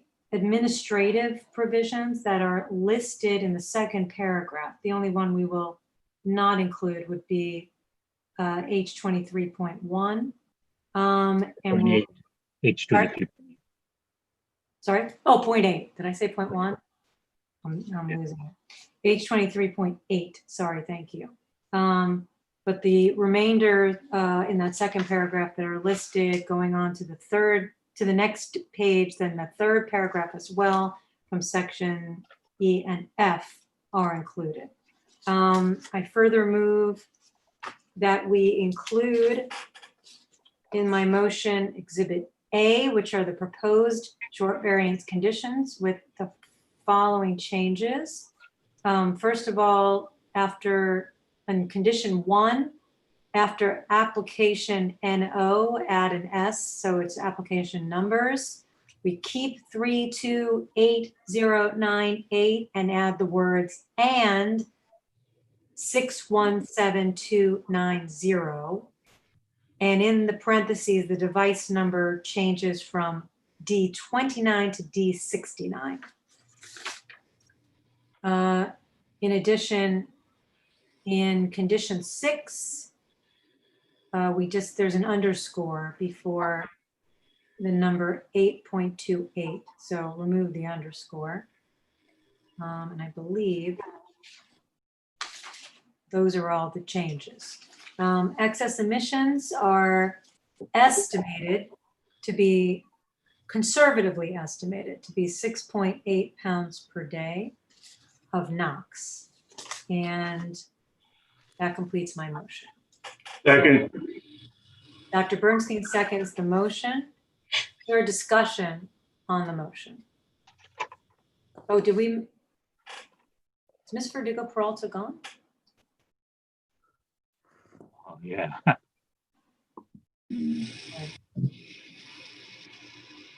We must have lost her. I'm looking to see if she's gone.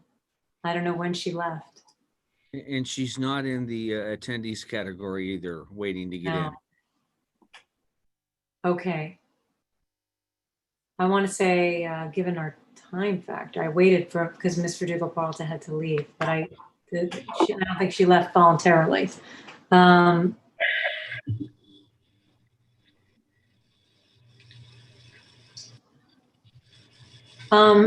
Madam Clerk, would you be able to just very quickly text Ms. Verdugo Peralta just to see if she means to come back? And if not, I'm just going to take a vote based upon the fact that we certainly seem to have enough members of the board to pass the motion.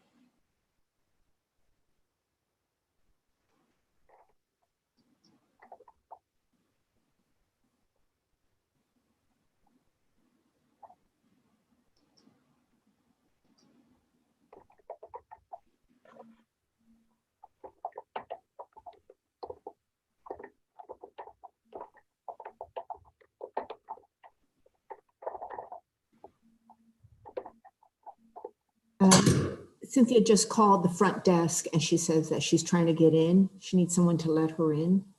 Oh, I see, another attendee. Oh, is she by phone? By phone, right? Yes. Okay, I'm gonna allow her to talk. Okay. Cynthia, are you there? Or she's muted. Right? I just unmuted both folks, both numbers, Madam Chair. They look muted. Okay. Okay, now I unmuted them both. The other one, it's kind of like we played tag for a moment, you know? Wait, they went back to being muted again. Okay. It's so much fun. I would love to have remote hearings for the rest of the duration of the time I'm on the board. Can you hear me? There we go. Yes. 780. Ms. Verdugo Peralta, did you hear the motion? I heard the beginning. Here, I'm back online. Okay.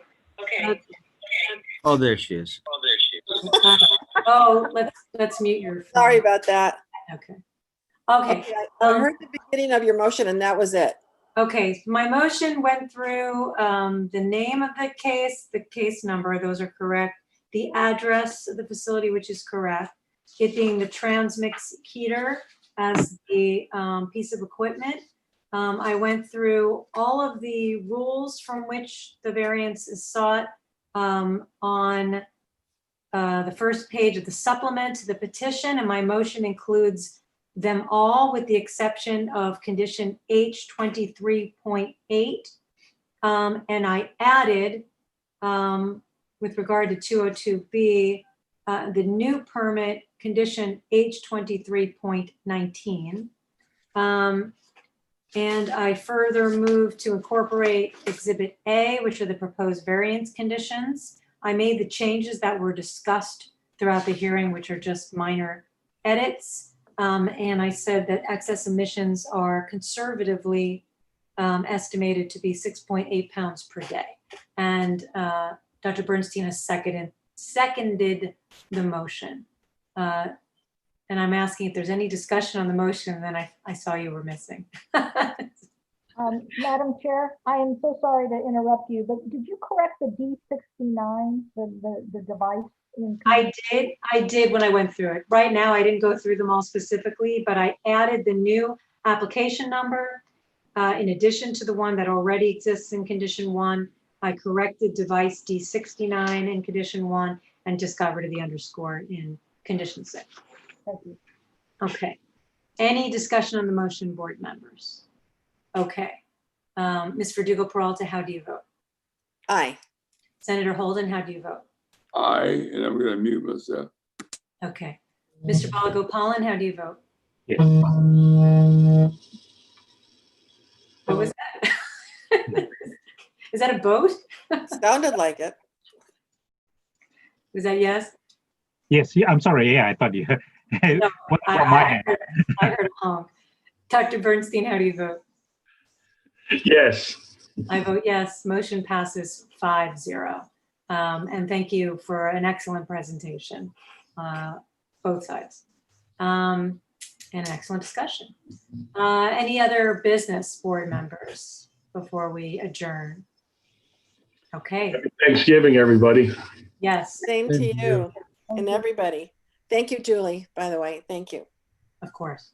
Okay. And thank you all. And we are adjourned. Thank you all so much. Thank you.